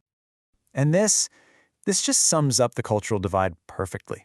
If you work in a super creative, laid-back office where you have to, and I quote, step over dogs and around ping pong tables, then yeah, Disible ink might be totally fine. But for most other professional settings, the safe bet is to have tattoos in places that you can easily cover up. All right, so this brings us to our final section, and it's the one that really ties everything we've talked about together. Whether we're talking about a tweet, an email, or a tattoo, the unifying theme here is permanence. Your brand is being built on a permanent record. I want to say this again because it is the single most important takeaway for your digital brand. Just assume that anything you post online is there forever. Even if you delete it, you have no idea who screenshotted it, who saved it, or where it might be archived. Assume permanence. Period. So, let's wrap this up with a quick brand checklist. 1. Take active control of your social media. 2. Be really careful with the public opinions you attach your name to. 3. Dress the part, because your clothes are a communication tool. 4. Think strategically about tattoos and where you get them. And 5. Please, for the sake of your career, double-check every single email before you hit send. Look, at the end of the day, managing your brand isn't about creating some fake persona. It's about being intentional. Every single day, your actions, both online and off, are telling a story about you. So the final question I want to leave you with is this. Your brand is talking right now. What do you want it to say? You know Kevin O'Leary, Mr. Wonderful, right? The tough, no-nonsense shark from Shark Tank. But what if I told you that the entire foundation of his investment empire was built on a secret? A secret his mother, Georgette, kept for her entire life. This isn't just a story about money. It's a story that starts with a painful loss and ends with a financial lesson that would change his life forever. And for Kevin O'Leary, man, those words couldn't have been more true. Because after his mother passed away suddenly, the secrets he uncovered in her finances weren't just going to shatter his expectations. They were going to save him from his own financial train wreck. So, picture this. It's 2008. His mom, Georgette, she passes away, totally out of the blue. As the executor of her will, Kevin starts digging through her stuff, figuring it's going to be pretty simple. He had absolutely no clue what was coming. See, from the outside, Georgette lived a pretty modest life. She divorced a salesman who wasn't so great with money, and then remarried a public servant. She was also famously generous, always helping out family. In fact, she was the one who gave a young Kevin that first $10,000 loan to get his business off the ground. So yeah, he figured there probably wasn't going to be a whole lot left in the bank. But then he starts going through the paperwork, right? And the numbers, they just weren't making any sense. This woman, his mother, the one with the modest life, had secretly built a small fortune. A huge nest egg, actually. More than enough to retire on and then some. The big question was, how in the world did she do it? Well, the secret wasn't some crazy, complicated trading algorithm or anything like that. No, it was brilliant. And brilliantly simple. For over 60 years, she just took 1/3 of her income and invested it. And here's the kicker. She only bought stocks and bonds that paid her to own them, through dividends. And every single cent she got, she plowed it right back in. And this was her one absolute unbreakable rule. You never touched the principal. Think of it like this. The principal was the golden goose. You let it grow, you never, ever touch it. You only live off the eggs, the interest, and the dividends it was spitting out. I mean, what a masterclass in discipline, right? And here's the crazy part, the ultimate irony. While Kevin is discovering his mother's quiet, steady genius, his own financial world was just completely imploding. He let greed completely take the wheel, pouring a huge part of his wealth into these high-yield Canadian income trusts that were promising the moon. So while his mom was playing the long game of safety and steady income, he was on a high-wire act, chasing risky returns. And then, boom, the floor just fell out from under him. The Canadian government changed a tax law on those trusts, and overnight, a full 20% of his investment just, poof, gone. A massive chunk of his net worth vanished into thin air. And this wasn't just some number on a screen for him. In his own words, he said, "I cried like a baby." I mean, can you imagine? He'd been arrogant, he'd been greedy, and he paid a huge price for it. Seeing his mom's quiet success right next to his own spectacular failure, man, that had to be brutal and really humbling. So, what was it? What was the secret sauce? What was that one crucial thing his mom's simple, winning formula had that his own disaster of a strategy was missing? It wasn't just about picking different investments, you know. It was something much deeper, a total difference in mindset. It all came down to one thing, really: market humility. His mother, she had it in spades. It's that little voice in your head, that healthy fear that tells you, hey, maybe don't put all your eggs in one basket. It's admitting that you don't know everything, that you could be wrong. And Kevin? Well, blinded by greed, he had none of it. And man, did it cost him. But you know, sometimes our biggest failures are our greatest teachers. This incredibly painful lesson, it became a whole new beginning for him. He fired his money managers, took the reins himself, and decided he was going to build a whole new firm, O'Leary Funds, based entirely on the philosophy his mom had just taught him from beyond the grave. So, he took her wisdom and boiled it down into 3 simple core rules for his new company. Rule number 1, diversify like crazy. Never ever put more than 5% into any single stock. Rule number 2, watch your sectors. Never more than 20% in any one industry. And rule number 3, the golden rule, the one he learned from his mom. Cash is king. Only invest in companies that actually make cash. No cool stories, no pie-in-the-sky promises, just real, hard cash flow. So, the big question is, did it work? Oh, you better believe it worked. It worked unbelievably well. Starting from absolute zero, O'Leary Funds grew to $1.5 billion in assets in less than 3 years. And get this was during a major economic meltdown. It just proved how powerful his mom's strategy was. Focus on keeping your money safe and making sure it pays you an income. He has this famous saying now. He says, I view my portfolio like a chicken on a spit. It's got to be dripping cash or something's wrong with the recipe. I mean, that just perfectly sums it all up, doesn't it? He couldn't care less about the hype. He just wants to see the cash. If a company isn't spitting out real money, then for him, the whole recipe is just wrong. So, what's the big takeaway from all this for you and me? Well, it boils down to this one simple, powerful idea. Get paid while you wait. Stop just betting on a stock price going up. Instead, buy things that pay you an income, a dividend, just for the privilege of owning them. You're literally getting paid for your patience. And that really leaves us with one final question for you to think about. Take a hard look at your own money, your own investments. Is your money actually working for you, generating a steady income like Georgette's did? Or are you just gambling, crossing your fingers and hoping to get lucky? Because her lifelong secret, that might just be the key to your own financial freedom. Today, we're going to dive into an investment philosophy from Kevin O'Leary that honestly has almost nothing to do with timing the market. Nope, it's all about a mindset shift, about learning to see the entire world as your best source of investment intel. You know, so many of us think that being a successful investor means you're glued to a screen watching market tickers all day. But what if I told you the most important clues for your portfolio aren't on a stock chart at all? Look, the secret to a really savvy investment strategy isn't some super complex algorithm. It's actually a new way of observing the world. It's about turning your everyday experiences into incredibly powerful investment insights. Yeah, this is not a spectator sport. It really demands that you become an active, curious observer of everything happening around you. So over the next few minutes, we're going to walk through the 5 fundamental laws that really form the foundation of this powerful mindset. All right, first up, law number 1 is simple. Watch the world. And this is all about expanding your information diet, you know, way beyond just the business section of the newspaper. I mean, think about it for a second. A major election, a huge natural disaster, heck, even a royal wedding. These aren't just headlines that you scroll past. These are events that can literally shift a country's entire economic fortune overnight. A savvy investor pays attention to this stuff because it can and will directly impact their portfolio. But it's not just about what's happening in the news today. The most successful investors also know how to look to the past, because history gives us this critical clue about where real investment returns have always come from. And here it is. This is a stunning fact. Over the last 40 years, more than 70% of market returns came from dividends. Just let that sink in for a minute. The real money wasn't made from those dramatic, flashy price jumps. It was made from the consistent, reliable cash that companies pay out to their shareholders. It's the slow, steady engine of wealth creation that, honestly, most people miss while they're off chasing some hot new growth stock. And this all leads to O'Leary's golden rule, and it's a simple one.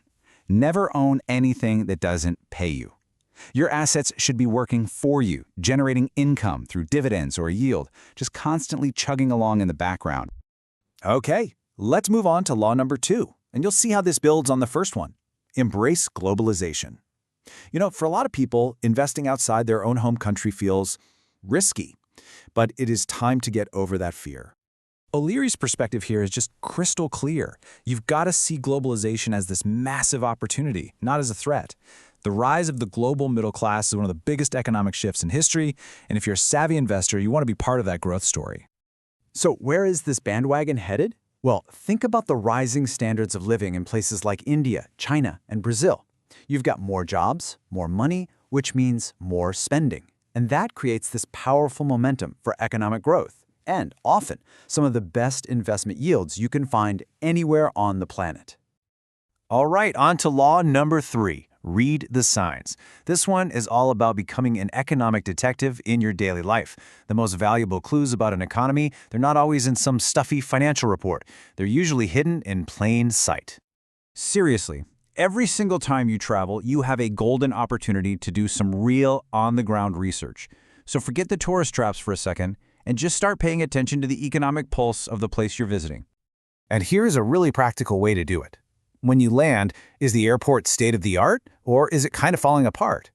Driving into the city, are the roads smooth, or are they full of potholes? And then, just pop into a local shop. Are basic things like salt and soap just everywhere, or are the shelves looking a little bare? These simple observations tell you so much about how the average person is doing. And a happy, spending population, well, that's the engine of any growing economy. Now, law number 4 takes this whole idea a step further. Think like a local. This is where you can gain a real, genuine competitive advantage by going way beyond just those surface-level observations. Look, you don't have to become fluent in the language overnight, but you should try to immerse yourself in the culture. Eat the local food, listen to the popular music, try to understand a little bit of the history. This helps you start to see a country's economy through the eyes of the people who actually live and work there every single day. What this does is it gives you 2 powerful ways of knowing. You have the intellectual approach, right? That's reading the reports, analyzing the data, and that's absolutely essential. But then you get the visceral approach, that gut feeling, that ability to feel the market's pulse because you actually understand the culture. That's what allows you to spot opportunities on a much deeper, more intuitive level. And that brings us to our final law, number 5. And this one, well, it comes with a bit of a surprise. Your money is global, whether you realize it or not. Just take a look at your own investments for a second. You might think you're playing it safe by only owning companies from your home country. But are you really? Let's just use Canada as an example. You've got these iconic brands that feel so Canadian, right? Like Molson Beer or CCM Skates. Well, guess what? They're actually owned by American or Saudi or other international companies. The lines have completely blurred. Globalization isn't something you can choose to avoid anymore. It's already in your portfolio. So the takeaway here is pretty blunt. Embrace this reality. The smartest investors just accept that we are in a deeply interconnected global economy, and trying to build a wall around your portfolio, it's just a losing game.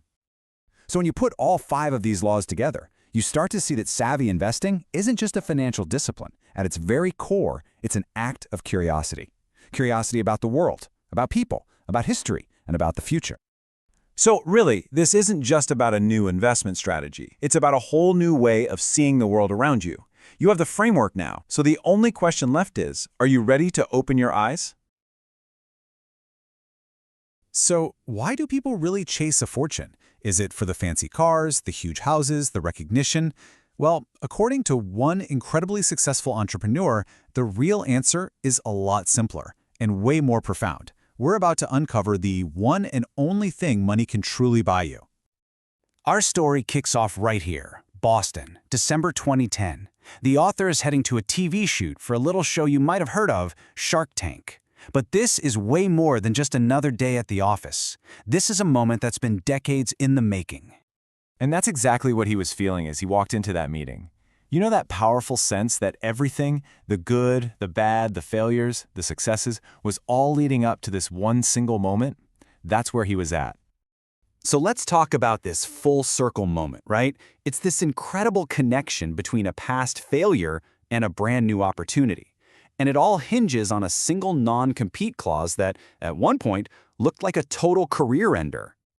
Okay, and the irony here? It's perfect. So back in the day, he sold his company, the Learning Company, or TLC, to Mattel, and it was a complete disaster.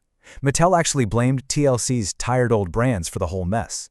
Now, fast forward to 2010. Those same tired brands like Rita Rabbit and Oregon Trail are blowing up on Twitter.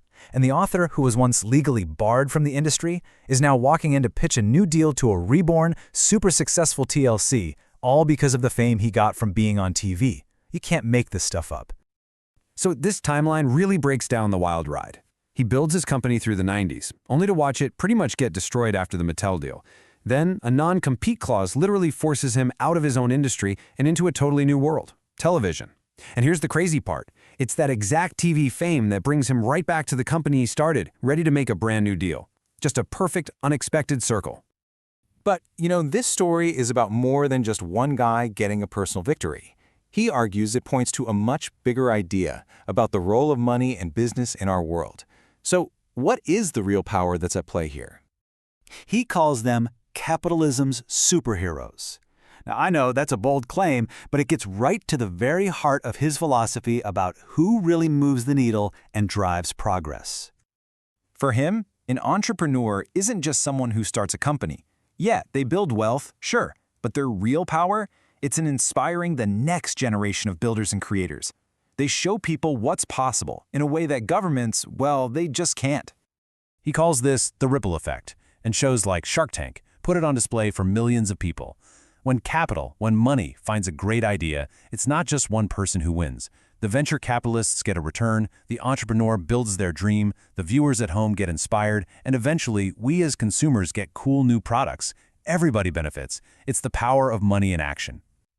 But all of this, the deals, the inspiration, the whole ripple effect thing, that's all just the external part of the equation. What about the personal motivation? What's the one thing that drives this relentless, all-consuming pursuit of wealth? Well, the ultimate prize isn't what you think. It's so easy to just assume the goal is getting rich, right? Just stacking up assets. But if you think that, you're missing the entire point. The money itself, it's just a tool. And here it is, the big secret. Freedom. That is it. That is the one and the only thing that money truly buys you. Not happiness, not success, but pure, unfiltered freedom. The freedom to choose your own life. So what does that freedom actually look like in real life? Well, it looks something like this calendar. I mean, yeah, it looks packed, filming TV shows, managing funds, board meetings, but here is the absolute key. Every single item on this list is a choice. He doesn't need to do any of it, he wants to, and that is the definition of a free life. To really make this idea of freedom tangible, to make you feel it, the author shares one final scene, a quiet moment that really captures everything he's worked so hard for, a toast by the lake. This is his home in Muskoka, which he built from the ground up. He calls it the one extravagance he has never, ever regretted. And it's not just a house, It's a symbol. It's the physical manifestation of the freedom that he's earned. And this is what that freedom feels like. It's looking out over Lake Joseph. It's hearing the loons call. It's watching those incredible fall colors. It's being able to pick out a great wine from a cellar that's literally carved out of Canadian rock. And most important of all, it's just gathering around a fire with your friends. These are the moments that truly matter. So when they raise their glasses at the end of the night, what are they toasting? It's never about the money or the business deals or how successful they are. The toast is always and only to freedom. So what's the big takeaway here? It's a really simple idea, but it can completely reframe the whole conversation about why we work and what we're all striving for. Ultimately, that single-minded, relentless pursuit of a fortune was never about the fortune itself. It was just a tool, a means to an end. And that end was the ability to design his own life, to make his own choices, and to be truly and completely free. So he found his version of freedom overlooking a lake in Muskoka, with a calendar full of choices. It kind of makes you think, doesn't it? What does your freedom look like? Today, we are tearing down one of the biggest myths out there, the self-made success story. We're going to look at one person's incredible career, not as some kind of solo flight, but as the work of an entire ground crew. And we'll use their own words to map out the hidden network that made it all possible. You know, the puzzle starts right here with this quote. Success isn't some simple formula, right? It's a mysterious combination of pure hustle and, well, just plain luck. But here's a thought. What if a huge part of that so-called serendipity is really about the people who show up at just the right time? And that's exactly what we're going to dig into. We're going to deconstruct that mystery in a pretty cool way by basically mining an acknowledgements page. We're literally mapping out the entire support system, the people who are often uncredited but are absolutely crucial for turning big ambitions into reality. So we've broken this whole network down into 4 essential pillars. First, we'll look at the architects who laid the original foundation. Then, we'll get into the fuel that powered the massive growth. After that, it's all about the spotlight that built the public persona. And finally, we'll hit the bedrock, the personal foundation that held it all together. Okay, first up, the architects. Think of these as the people who were there from day one. You know, the ones helping to draw up the blueprints and pour the concrete for what would become a massive career. Now, what's so fascinating here isn't just the list of names, it's the different kinds of support they offered. You've got business partners like John Freeman, you've got mentors like Jerry Patterson who gave those critical early lessons, and then there's Don Allen who provided the literal space, the first office. This wasn't just a team, it was a whole ecosystem getting things off the ground. All right, so with that foundation in place, the second pillar isn't about building anymore. It's about launching into the stratosphere. And for that, you need fuel. A lot of it. This journey is called a wild ride, and that phrase just captures it perfectly, doesn't it? The chaos, the speed of hypergrowth, it's something you absolutely cannot navigate alone. It took a whole new, incredibly talented management team to steer the ship right through that storm. So what kind of fuel are we talking about here? What powered that wild ride? Billions, with a B. This one word completely changes the scale of the game, taking it from a small venture to a massive, massive enterprise. But of course, those billions didn't just appear out of thin air. And that's the key insight here. Behind that huge number is another network. This slide shows the team of investment bankers who made it all happen. These are the people who turned potential into pure financial firepower. And, you know, this whole financial pillar wasn't just a one-time thing. The network had to keep evolving. Later on, building O'Leary funds completely from scratch, that required a brand new team with key players like Reza Satchu and Connor O'Brien, plus 50 other money managers. The engine of growth needed constant fueling. And now for pillar 3, the spotlight. Because, let's be real, success in the boardroom is one thing, but becoming a household name, that's a whole different ballgame. This is all about the network that helps build a public brand, the one that takes you from a private company into millions of living rooms. This brings a whole new cast of characters into the picture, a team of fellow financial carnivores from Dragon's Den and Shark Tank. And what's brilliant is that it shows that even on a show that celebrates individual entrepreneurs, the hosts themselves are this powerful ensemble cast. They actually amplify each other's brands. So, how did he see his co-stars? Well, this quote is a fantastic nod to the mutual respect they all had. It's basically saying both sets of investors are equally formidable. It shows that he sees them less as competitors and more as peers in this shared arena. And it's not just about the big group. Within that public world, certain on-screen partnerships become absolutely vital. The shout-out to Amanda Lang as the best TV wife, it's not just a funny line. It really highlights the kind of chemistry and trust you need to make a show a hit. It's another crucial piece of that public persona puzzle. So now we get to the final, and I would argue the most important pillar of all, the bedrock. This is that personal, unwavering foundation of support that makes all the crazy risks, the long hours, and the intense pressure of the other pillars even possible. So after all the high-stakes business deals and all the TV spotlights, we come back to the real bedrock, family. And they're not just credited for support here. They're named as the core motivation to succeed. This is the why behind all the work. It's the personal network that gives the professional one its meaning. But you know, this bedrock isn't only about family ties. It's also about guidance. See, beyond that immediate circle, there's another incredibly powerful role within this personal foundation, one that blends wisdom, trust, and support all into one. And that, of course, is the role of a mentor.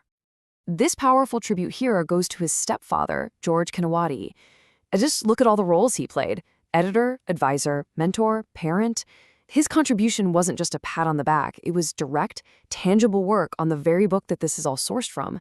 It's just a profound example of how deep and how impactful this bedrock layer really can be. So, when we deconstruct this entire network piece by piece, the takeaway is crystal clear. From that very first office to the bright lights of a TV studio, from investment bankers to family members, success is never a solo act. It is, fundamentally, a team sport. And that really brings us to the big question this whole explainer leaves us with. If you were writing the story of your own success, whose names would you list? Who are the architects, the fuel, the spotlight, and the bedrock behind your own journey?